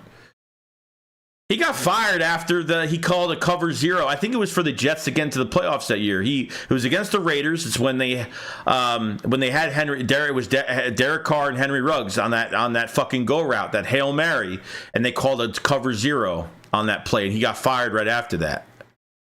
So let me play this. God damn it. Let me play this clip for you guys. Definitely check out my video from today because there's a lot of information on the video I put out. So definitely check that. So let me play that for you really quick. So Greg Williams was on a podcast talking and then asking about, the Eagles would actually hire you, and talked about the tackling and talked about just in general. This was actually pretty cool. This was actually a pretty cool interview to hear from. So let's look at it. Fucking people. All right. Here it is.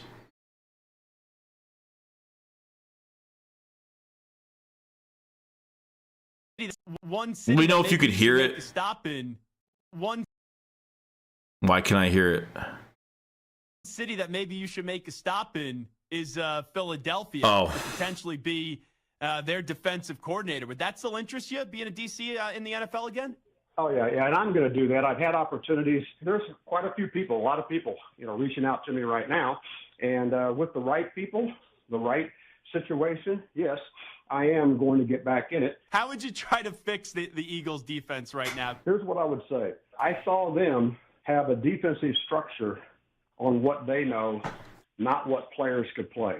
Each and every stop that I've been at, I've had to change the structure of what we're doing defensively to fit the players that are playing.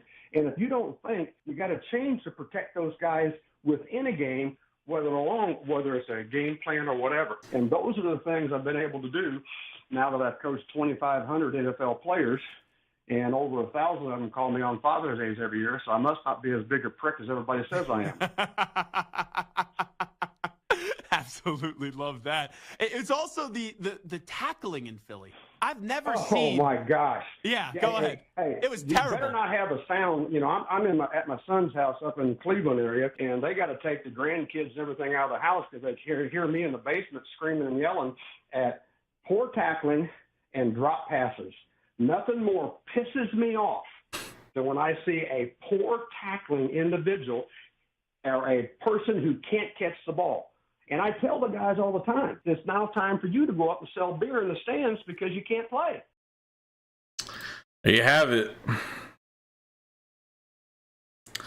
Not using players to their strengths, and if you can't tackle, you're going in the stand selling beer and hot dogs. You know, that's the type of coach that gets pissed off at. That's the type of coach that gets pissed off. And I like that. I think that's definitely a guy I love. And he's a hard coach. Watch him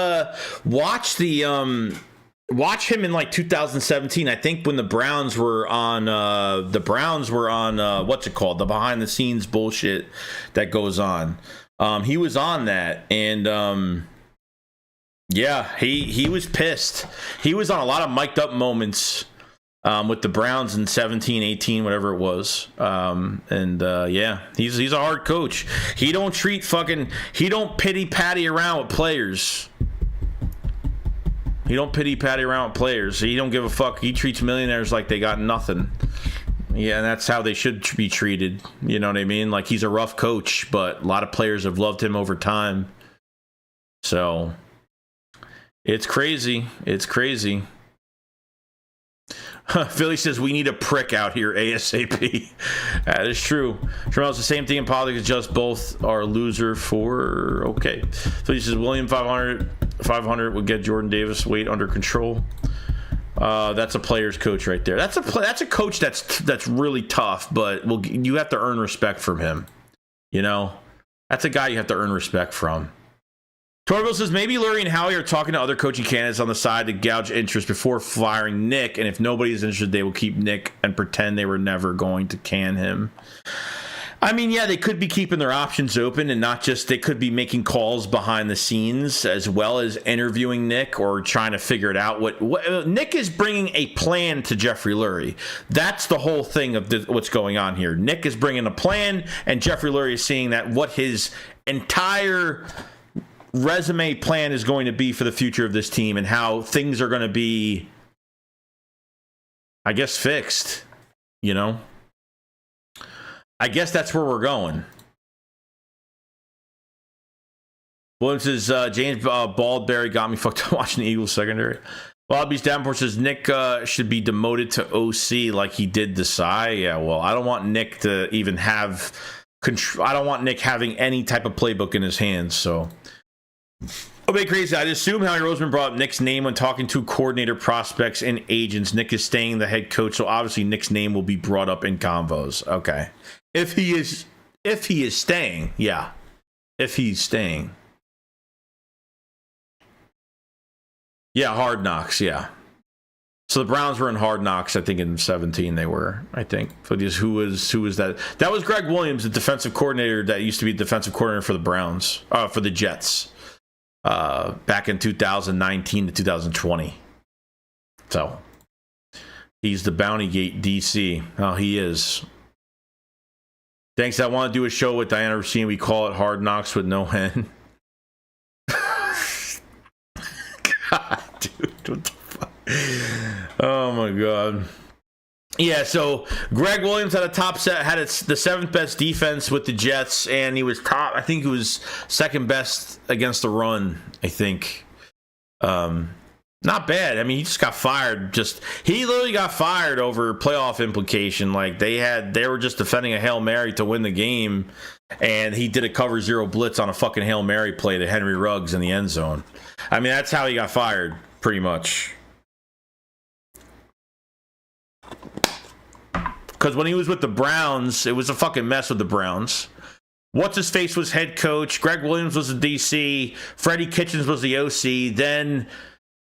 Then what's-his-face, the head coach got fired to the Browns. I keep forgetting his name.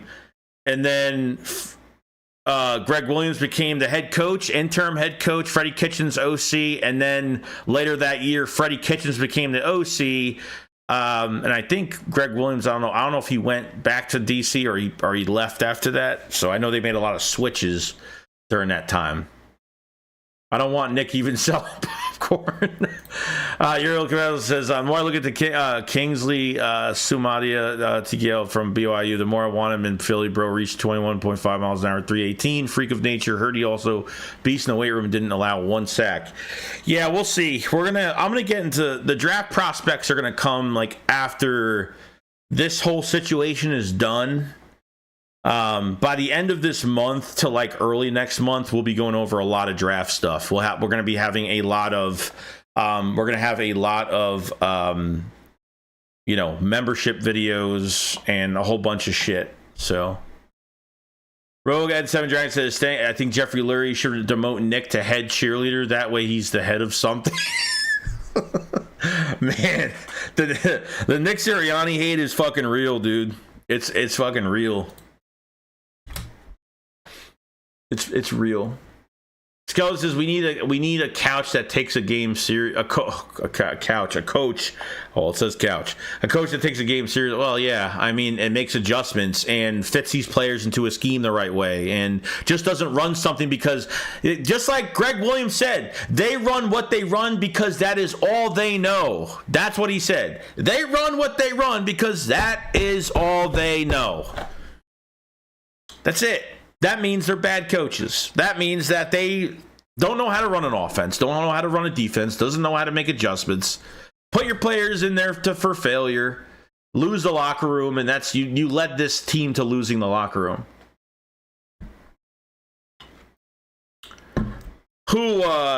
Greg Williams? No. Actually, I think he worked for the Bills like early in his career. I don't know as the head coach, though. Steven Dom Gaines said, my cousin Jacob Harris is coming to the Eagles first to hear this. Hugh Jackson. Yeah, Hugh Jackson was the, I forgot his name. To the Browns head coach that got fired. Remember the long meeting of Lurie and Howie telling Nick he isn't ready to be a head coach and convincing him to be an OC under Frank Reich as head coach would be wild. Yeah, but that would mean that Frank Reich is going to call the plays then. I don't like, you know what, as much as I really like Frank Reich coming back, I don't like him and Nick being in the same fucking room. I don't like it. I think it's too friendly. I think it's like, I feel like there's not going to be much accountability because they're too friendly with each other. I don't know. For me, I feel like if Frank Reich is here by himself with Nick not here, I would probably like it a lot better than Nick, than Nick being here with him. I don't know. I don't know. I don't know if I'm like the biggest fan of that. I don't think, for me at least, I don't think I'm a huge fan of it. So we'll see. What the fuck? Let's see.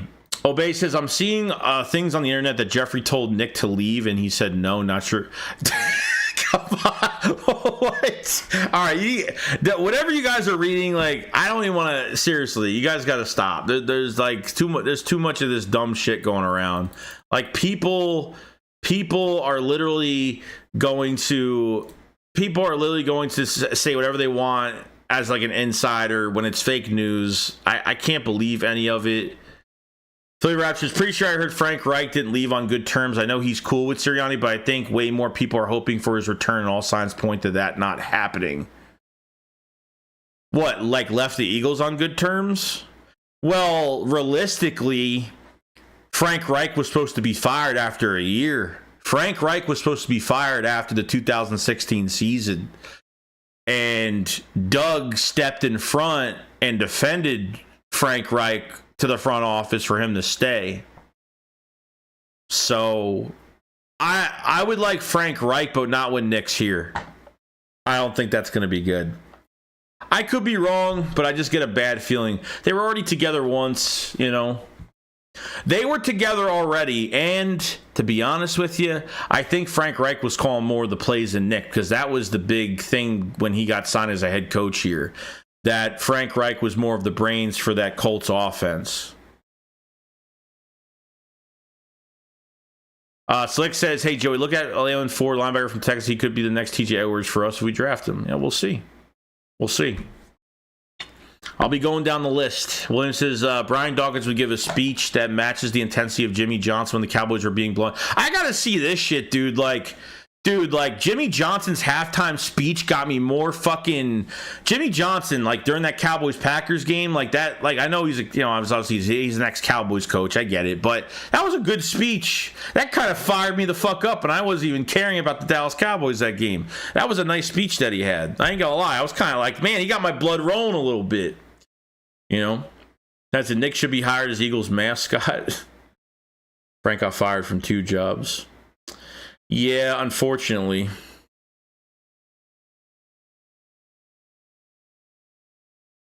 You'd see that dude throw popcorn on Nick. Yeah, I saw that video. Uriel says, Nick is the kind of coach that would say group hug in the shower after a W. Oh, my God. Alan says, let's be honest. Nick inherited a complete team and then the culture to achieve what he has achieved last year. Yeah, I mean, he inherited it, sure. I mean, it took a few drafts to get some moves, it took a good year to they got, there wasn't a pure rebuild. It was just a little bit of a retool and a culture adjustment. And, they did really well. And as soon as your best guys leave, Nick Sirianni's not helping with what makes Jalen Hurts great, and it didn't work. It didn't work.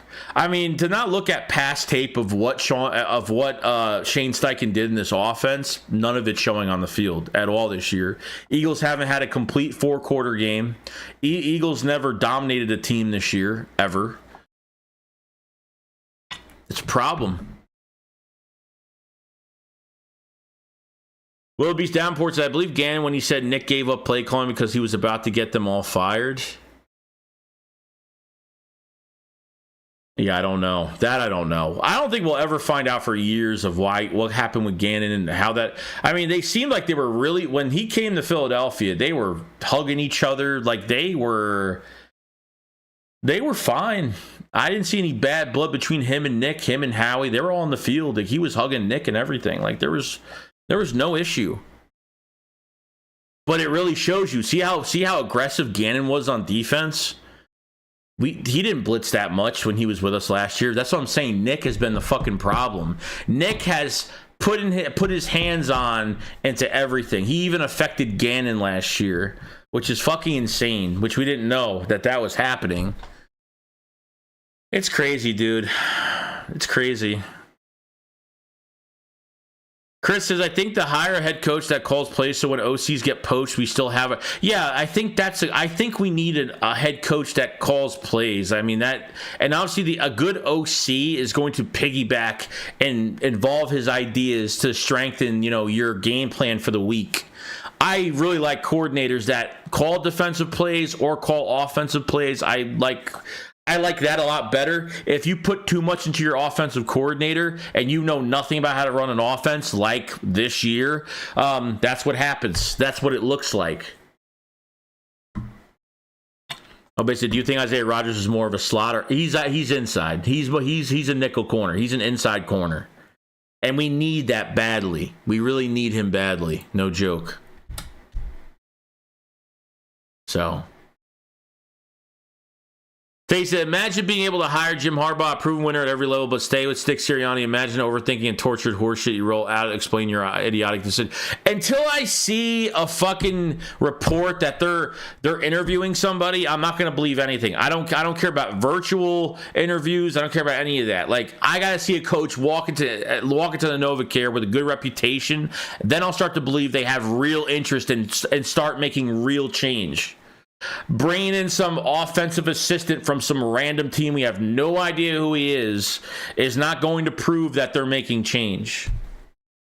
Or they just want somebody brand new to call plays on both sides that, start fresh with barely any reputation in the league. If that's the direction they want to go, which I highly doubt, but I hope not.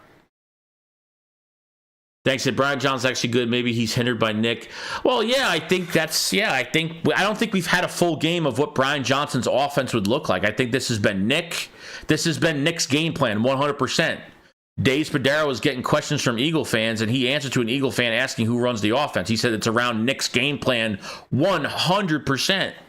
And that was the first problem that we knew middle of the season. Rogue said, I think it's a mistake to keep Nick because all great coaches out there right now, we're going to miss out on all top coaches. Yeah, and we're taking too long. Like, we're taking way too long right now to, like, we have to get through this hump right now of, are we keeping Nick or are we getting rid of him? So now all these other coaches are getting, all these teams are getting interviews from these coaches, and we're just sitting there right now,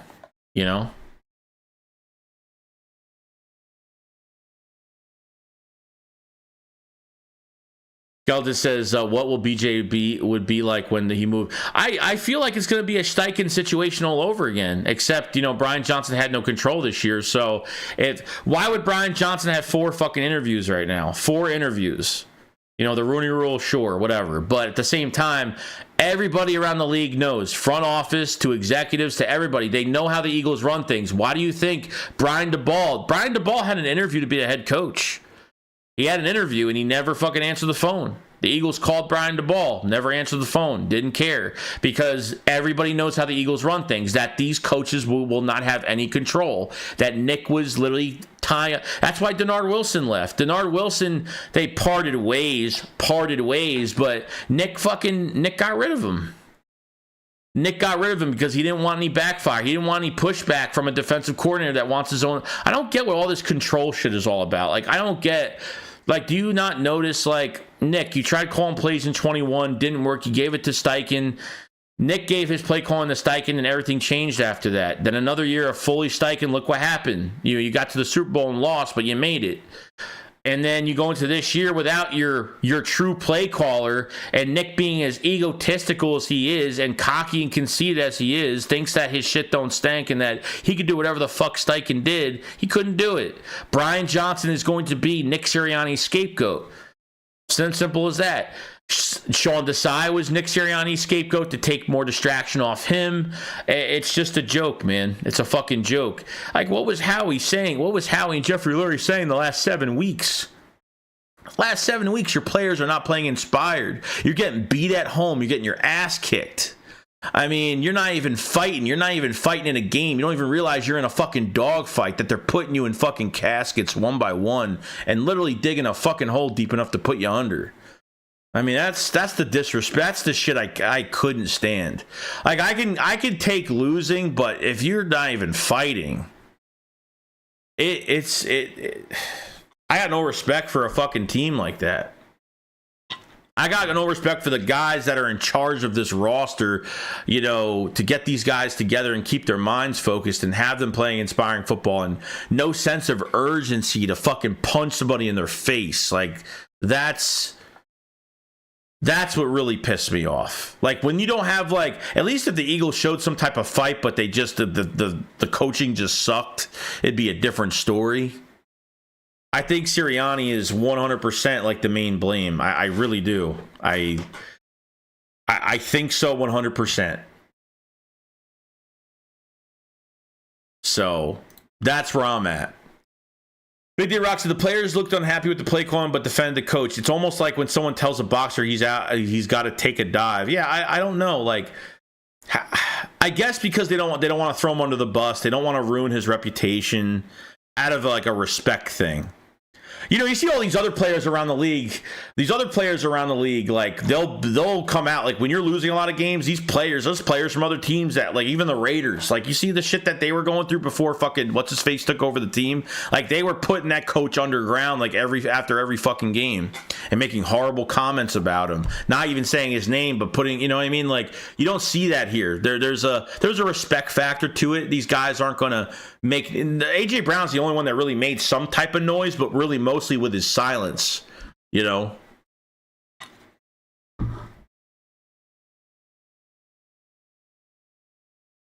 Jeffrey has control. It's not Nick, it's Howie and Jeffrey that's controlling the whole organization. Nick is just a puppet. Nick has no power. Oh, apparently he did.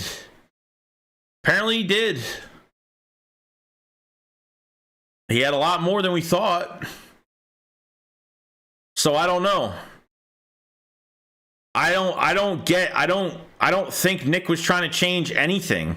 Why would Nick and why would Howie and Jeffrey Lurie be like looking at this the last 7 weeks?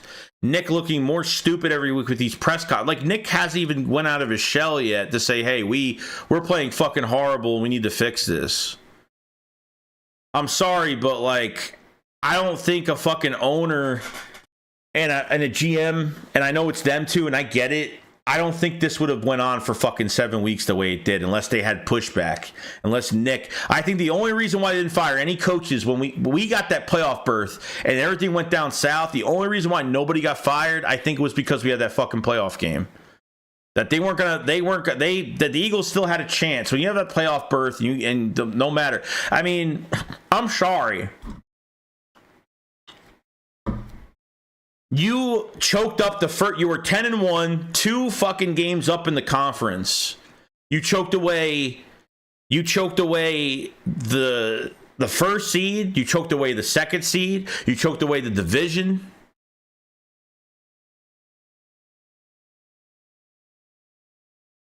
Dank says players don't fight after 10-1.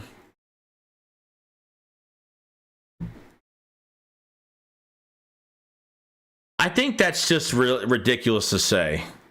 That's ridiculous to fucking say. Because why would Nick change anything if it worked last year? Yeah, he lost his fucking golden nugget in Shane Steichen. That's why things changed. It changed because it changed because Shane Steichen was the play caller last year. Nick wasn't the play caller. People are very confused over this situation. Very confused.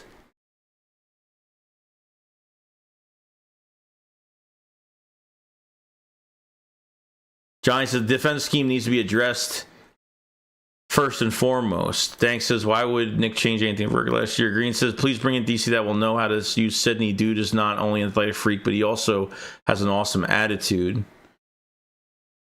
Yeah, no, Sidney Brown's going to be a good player. He's going to be a really good player. I think he plays better at safety, to be honest. I think he's like a caliber safety. I mean, he should be a hybrid player. He could do a lot more. Wildby says, Jalen clearly responds the best with good coaching. He is even in college. Even during Nick's first year, he gave up play calling and GM completely changed a bit.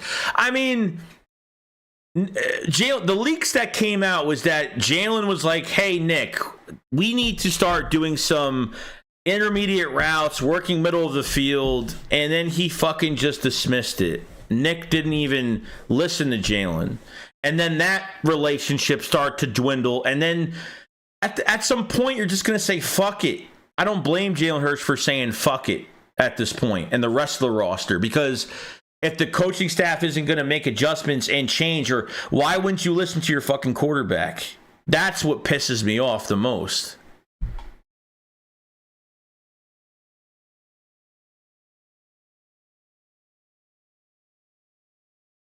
Big D says, so no one believes that Howie could be forcing Nick's hand for 7 fucking weeks for the whole season?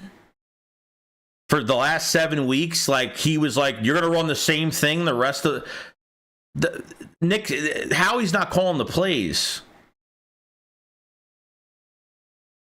You know what I mean? Like, how do you let this thing go on for 7 weeks? If they go into next season with better coaches and they look the exact same, then I'll believe it's more Howie Roseman. And yes, I think Jeffrey Lurie has had his weaknesses when it comes to like telling the Eagles what to draft, how to draft, not drafting players from the SEC. Like, I get it. When they hired Nick, they started drafting more players from the SEC.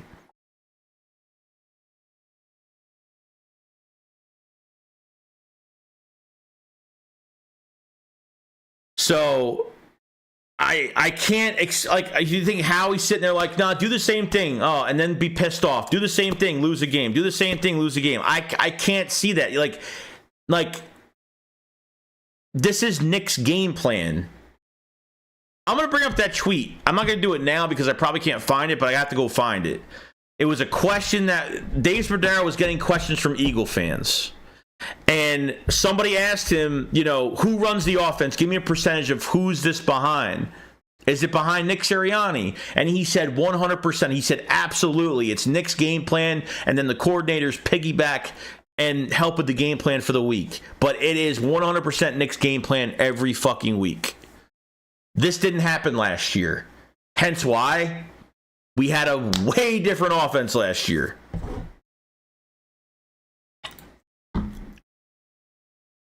Reverend says the team stands up for Nick because he has soft practice, and if you let players take it easy, they will.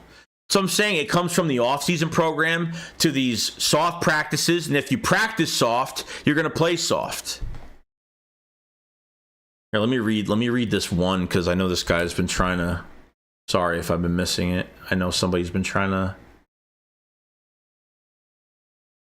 Neil Flo says, when Lurie gave his press conference last year after the Super Bowl loss, stating that winning in the NFL requires only a high-powered offense and no mention of a physical defense as a result of the season, I don't know. I mean, maybe he just didn't mention the defense. I don't know.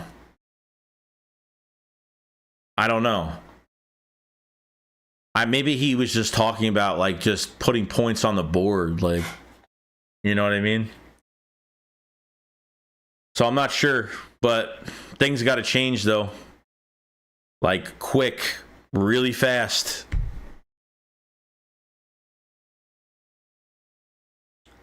Jordan Norris says, Nick was calling the plays at the beginning of the first season. We sucked and blew leads. Shane took over, went on a run. Shane continued calling plays. Shane's gone. We look like we did before.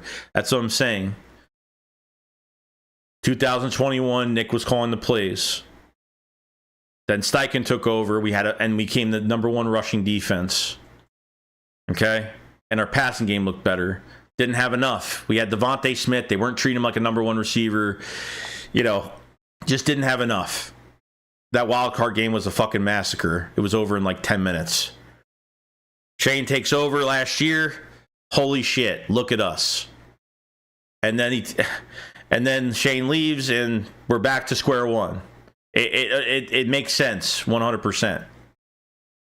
It makes sense. That's why your head coach has to be a play caller, I feel. Because God forbid, like, your coordinators leave, then you're fucked. And that's what happened. When Steichen left, we were screwed. Nick said, you know what? I'm going to take over this offense. And he said, you know what? I'm going to bring in my own style of defense, or keep the somewhat same style of defense we had last year with Gannon, but give it to an amateur to call them. And that's it.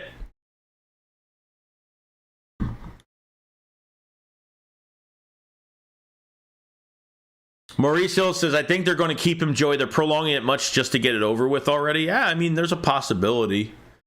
Euro said, it baffles me, even us as fans can see, when you're getting zero blitz, yet you don't change the max protect. How do you expect to go with only 5 linemen? That matches. No, it doesn't.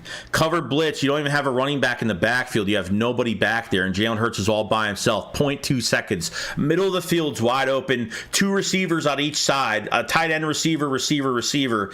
And they're running routes a foot away from each other. And when Jalen Hurts fucking has to bail out, there's nobody open because every fucking pass downfield has to be 25 to 50 fucking yards. So it's all there. Uriel, you're 100% correct on that. It's all there.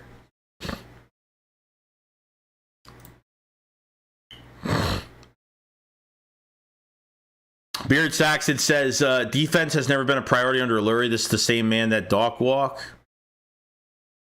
Well, it's going to change now.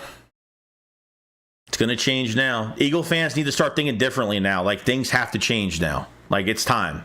Not like, I know we're going to keep seeing the same shit. Oh, it's all Howie. It's all fucking Jeffrey Lurie. They don't want change. Well, obviously they do now. So let's give it a shot and see what happens. We'll find out. All we have to do is see who they hire.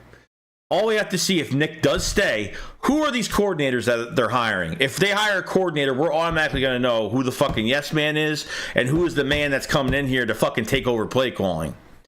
I don't agree with Nick being a head coach because he brings nothing else to the table, because he's not qualified to be a play caller. In my opinion, he's not. To have his game plan. So now if we get a coordinator next year, right? Say we get a really good coordinator. We have a fantastic year. Then a year after that, because teams can start talking to your coordinators, we're going to lose a coordinator. We're going to lose the coordinator. Just say we get a coordinator next year, we win the Super Bowl, right? Then the next year, say 2025, we have the same coordinator. And under Nick, still, and he's successful again, we make it to the playoffs, we get taken out of the second round or something like that. If that coordinator gets pulled off to another roster, we're back to square one once again. And we're back to Nick having no coordinator because he doesn't know how to run an offense. He doesn't know how to keep an offensive scheme. He doesn't keep how to use these players to their advantage, to their strengths. That's why I think you got to have a head coach. That's why I'm not on board keeping Nick, because I feel like you got to have a head coach that calls plays. Head coaches last a lot longer in the building than coordinators do. Obviously. The big dream for coordinators is to become a head coach. When you're already a head coach, you're either going to get demoted and that's it.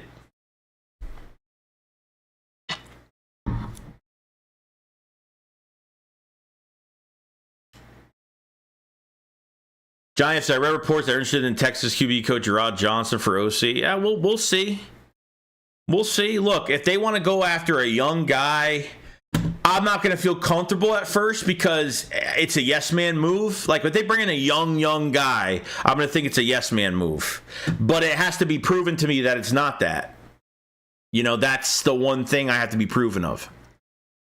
Take case. Also, people forget Peterson had multiple meetings with Lurie in an 8-day gap after season ending before they parted with him. Yeah, and he had a players' council that went up to Doug Peterson and say, hey, this is what we need to do. Doug Peterson was very inviting with this players' council. Any issues the players had, I think we should do this. I think we should do that. I think we should try to change this. He was always inviting of that. I don't see that with Nick. There's no players' council. I'm running my shit the way I want to run it, and I don't care what anybody has to say about it. That's how I feel right now. We got Reverend Bebop with the super chat. Thank you so much, dude. Very much. Says Hurts was also obviously dealing with the knee after Buffalo. He didn't run with purpose, and that's a huge part of the strength of this team. Well, his knee was fucked up all year. The way that Nick used him in this offense, getting hit. So how many times did Jalen Hurts get hit early in the season this year? A shit ton. We haven't seen Jalen Hurts full speed all year. It's another problem because they overused him. Let the offense work for you. Why put it all on Jalen Hurts? And yet, I'm seeing a fighting fucking... Jalen Hurts is a tough son of a bitch because that first Dallas Cowboys game when Hurts was like getting off Hurts got hit so bad in his knee by Jadeveon what's his fucking name? I keep forgetting his fucking name. From Dallas. Gets hit in his lower knee. Okay? He's literally trying to get up. He's trying to get up off the fucking ground on both his knees. And he still goes in. He still throws a fucking touchdown in the second half. That's a fighting fucking... I mean, that guy fought. That guy, without Jalen Hurts, you didn't have those gauntlet wins. You didn't have none of those wins. And obviously your defense showed up in the fourth quarter for a few of those games. Few really good pressures really did the most for us there. So...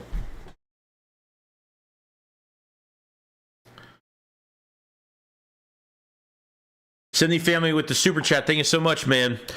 Says Eagles would do well to bring in an Aussie NRI rug boy football defensive end guru. Trust me, if you could help with when you use different type of tackles. Hey, it's worked once already. Why not do it again? You know what I mean? Reverends, appreciate the super chat, by the way.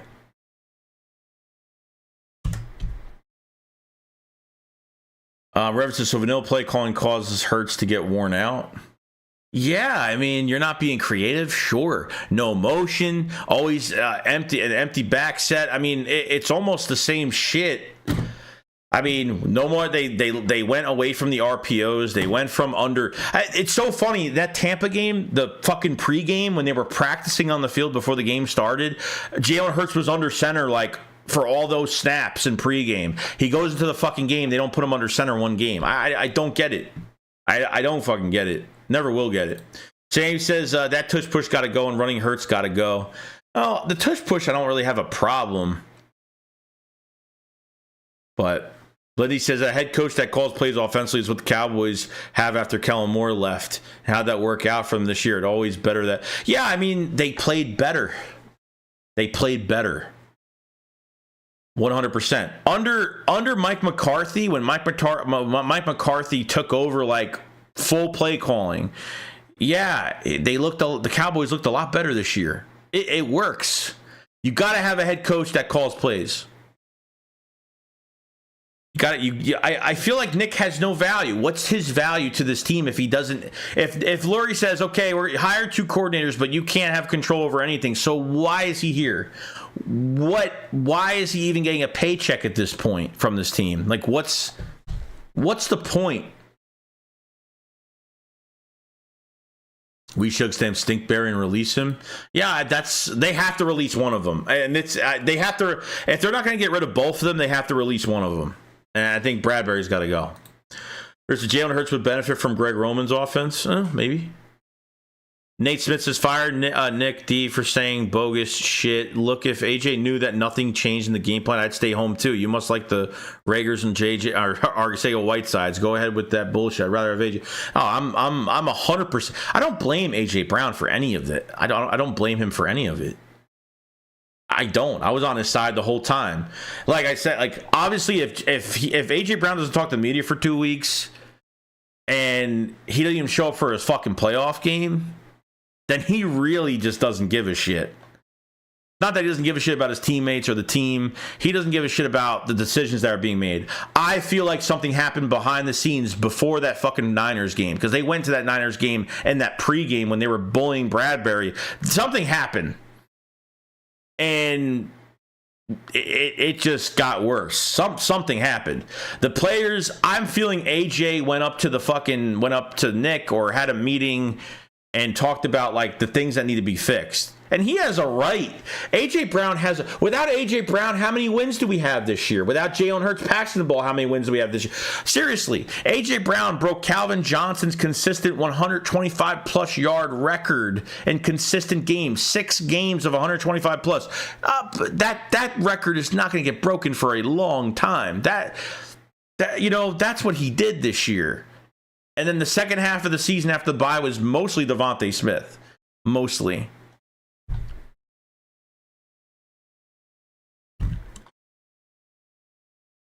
So if anybody has the question of, do I want to keep Nick Sirianni? No. But if they do, there has to be a control distribution that needs to happen.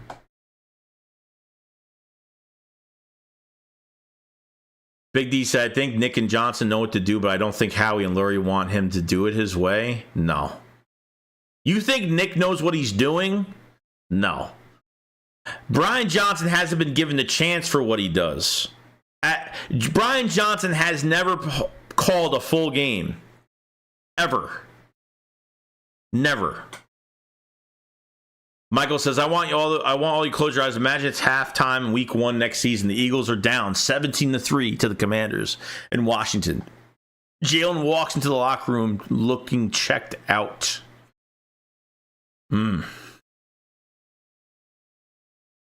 I don't know, dude. Like, I feel like if you've never played football, and I don't put it towards anybody, but if you've been on a losing team before, it's fucking tiring when things don't change. I've done it. Okay. My high school was a double A team. Shouldn't have been a double A team because we had less fucking students in the school. Okay? These other double A teams in high school had a lot of players, had 2,000, 3,000 kids, and they had tryouts, so the best players play. We had a team where it was like, whoever fucking wants to join our football team, you're on the team. Never played well. Losing sucks. I played for a Division III school. You know, I played at Utica for fucking 2 years, but you know, shit sucked. When you're on a losing team like that and things don't change, it takes a fucking toll on you as a player. So all the people are like, "Oh, the players gave up." Yeah, but who's and why is that? Seriously. It's I like, that's an opinion. I get it. You know, everyone's gonna have their opinion over it, but for me, like, I'm not giving the coaches any fucking leeway. Kidding me? It's not happening. It's not happening. Don't care.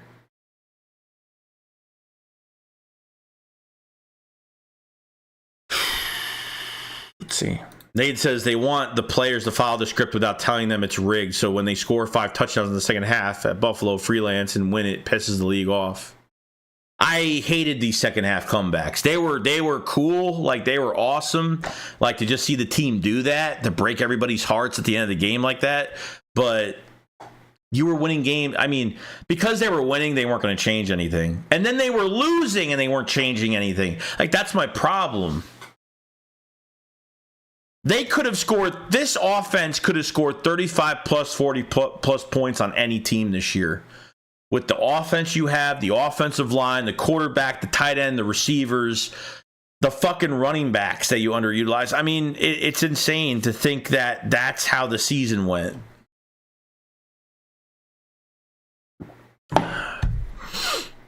Philly Sports says, how I feel about Sirianni is the same way I feel about James Franklin. Oh, Jesus. Rogue says Nick wasted talent this year. Wasn't Julio Jones, Albert O, Rashad Penny, and not using Nolan Smith enough. Boss Scott not used. Yeah, I mean, all those players not used. I thought Julio Jones was a fucking waste. Barely. I mean, you signed him. Barely did anything with him. Albert O, you traded for him. You barely used him. You didn't even use him in one fucking game. Rashad Penny had a few snaps this year. Whoop-de-fucking-do. Wasted signing. Wasted time.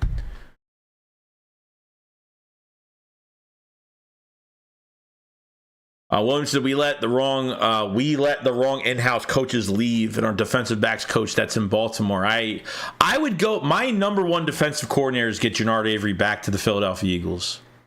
Denard Wilson, not Jannard Avery. Oh my God, Denard Wilson. Sorry, I don't know why I said Jannard Avery. Damn, that's a while ago. Denard Wilson would be my guy at DC. 100%. They signed Denard Wilson. Yeah, we're back. We're back. Do I think it's going to happen? I don't think so. Rogue said we need a Jim Harbaugh, Mark Vrabel culture change. We need a new playbook on both sides. Yeah, I mean, I don't know. Jim Harbaugh, I doubt it. I doubt that. Vrabel, I don't know if Vrabel's even done any interviews yet. Do you think we'll hear any news about the meeting tomorrow? Yeah, I would think.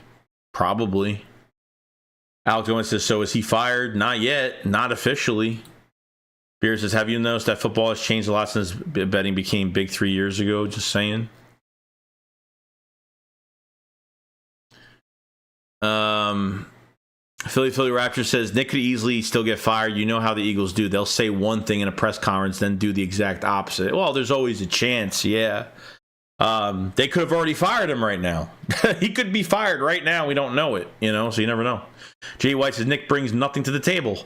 That's what I've been saying. If Nick is going to stay and you bring in 2 coordinators, then what happens when those coordinators leave? What happens if 2 new coordinators come in, we have a fucking great year, we have another great year, and then these coordinators leave? Then what happens? Nick's all by himself with nothing to give this team. You don't uphold a standard to the play calling. I mean, that's why Nick being here, I feel, is a waste of time. He brings nothing to the table. He doesn't know how to call an offense. He's got no value. We have no use for Nick Sirianni. Simple as that. Reverend says, all right, Joey, who are you rooting for from here on out? I'm hoping for Texans upset the Ravens and Packers upset the Niners, and I'm cool with the Lions winning it all. I'm pretty much going for the Texans, and I'm going to go for the Lions because I like the underdog story, so I really want the Lions to win, to be honest. Yeah, I said Jannard Avery. I'm sorry. I don't know how that name got into. I think I said Jannard, so I guess I don't know. Jannard Avery. Damn, that's a old fucking name, man. Yeah, Deuce is going to have another running back job. Apparently, he's going to Cleveland, I think, for the running back job, I think. I saw that the other day.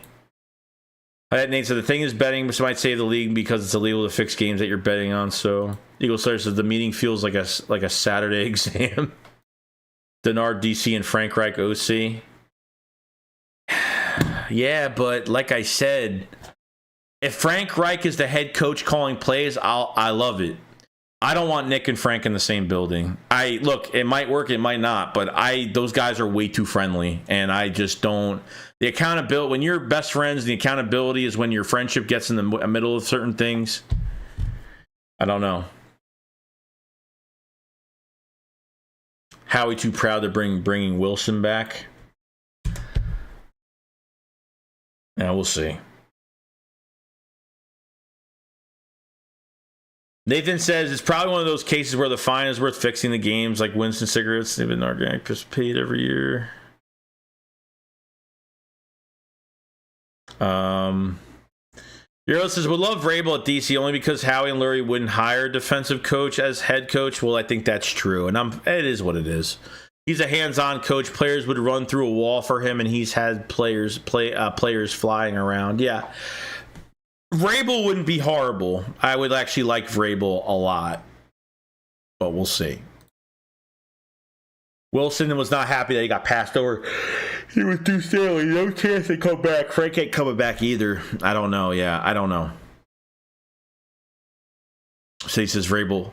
Cameron Holmes says Joey. Nick has no value. Dan. Well, dude, what does he do besides his speeches? Besides him firing up the team when we're winning? Because if the coach, I mean, what value does he have? There's no value. Where's the value? He's making a fucking paycheck for what? What? Give me an answer on why Nick has. If I'm being so fucking too far with it, really, I'm gonna hire a head coach to give speeches every week. He can't do nothing with this offense. He can't run a defense. He can help with maybe draft or I don't know. That's about it. I mean, seriously, I don't even want to waste our time hiring an offensive coordinator for him. That's going to take that's going to be a good OC if he gets all the control and then leaves in a couple years. And then we're back to square one once again. Having a head coach that calls plays keeps him in the building for years. Years. I'm sorry, but after what happened, there's no fucking way, dude. There's no way.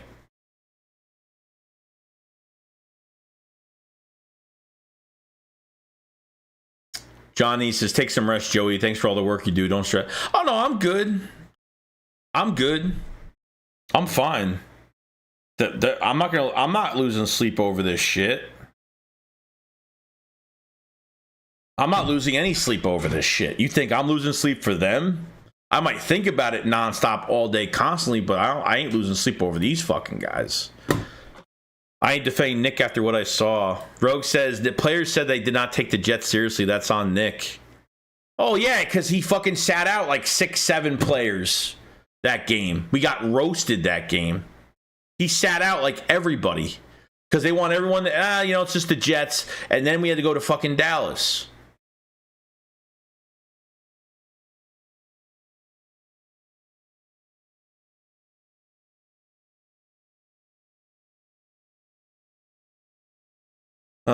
Cameron says, no, I agree with you, Joey. It's just the way you...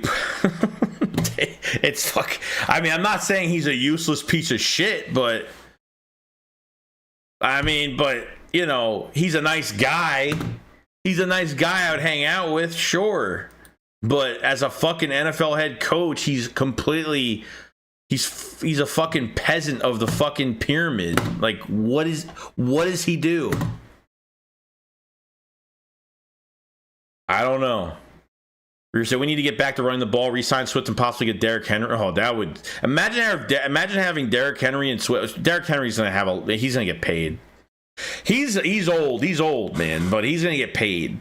He wants to go to a contender, and yeah, I don't know about that. I'd rather just sign Swift and just have him back. That's the number one signing I want, like immediately. That should be I don't want to lose him.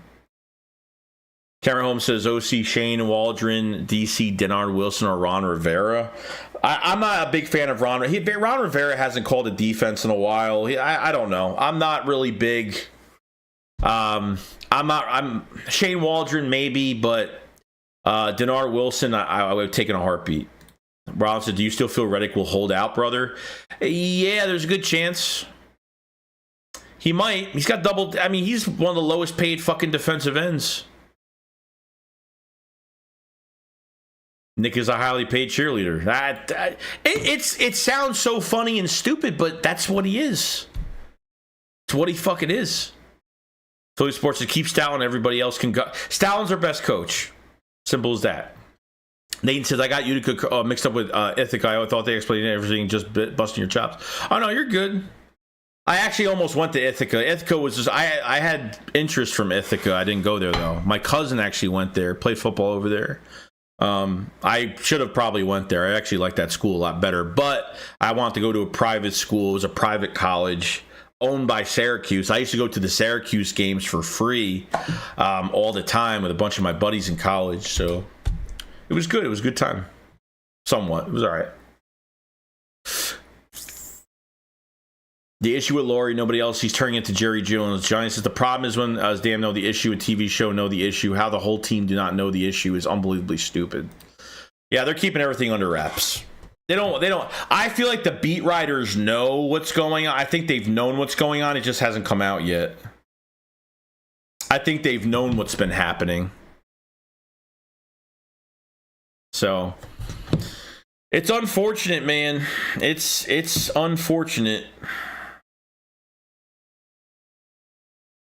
But we have, actually, I don't know. We got 331 in the chat right now. If you guys haven't subscribe to the channel. We cover the Eagles every single day. Make sure you hit that like button. Look, if you want the Eagles to have a better coaching staff, hit that like button because it's free and it really helps out the channel a lot. And I do appreciate everybody that's been watching the videos and commenting and doing all that great stuff. So I don't know how long I've been streaming for, but it's probably been a while. It's probably been like 2 hours. It's been 2 hours and 6 minutes. So we're probably going to end this. We're gonna have the shakedown tomorrow night. So hopefully some news definitely drops tomorrow. But we'll definitely have the shakedown tomorrow. We'll have a lot to talk about tomorrow night and do our thing. Appreciate everybody for the super chats, the memberships, all that great stuff. And yeah, we'll be back. So schedule for the weekend. I mean, obviously there's no game, watch football this weekend, whatever, have a good time. We'll find out. I'll update you guys on everything that's going on. Trust me, if I have to make 2 videos, I've been pretty much making 2 videos a day, trying to put out, whatever I can. Try not to make everything like a 30-minute video and putting too much into one video, but that hasn't really been helping at all. So videos are going to be the way they are. So any news tomorrow, we'll have a video probably in the morning. You know, sometime. I'm not gonna upload anything tonight into tomorrow.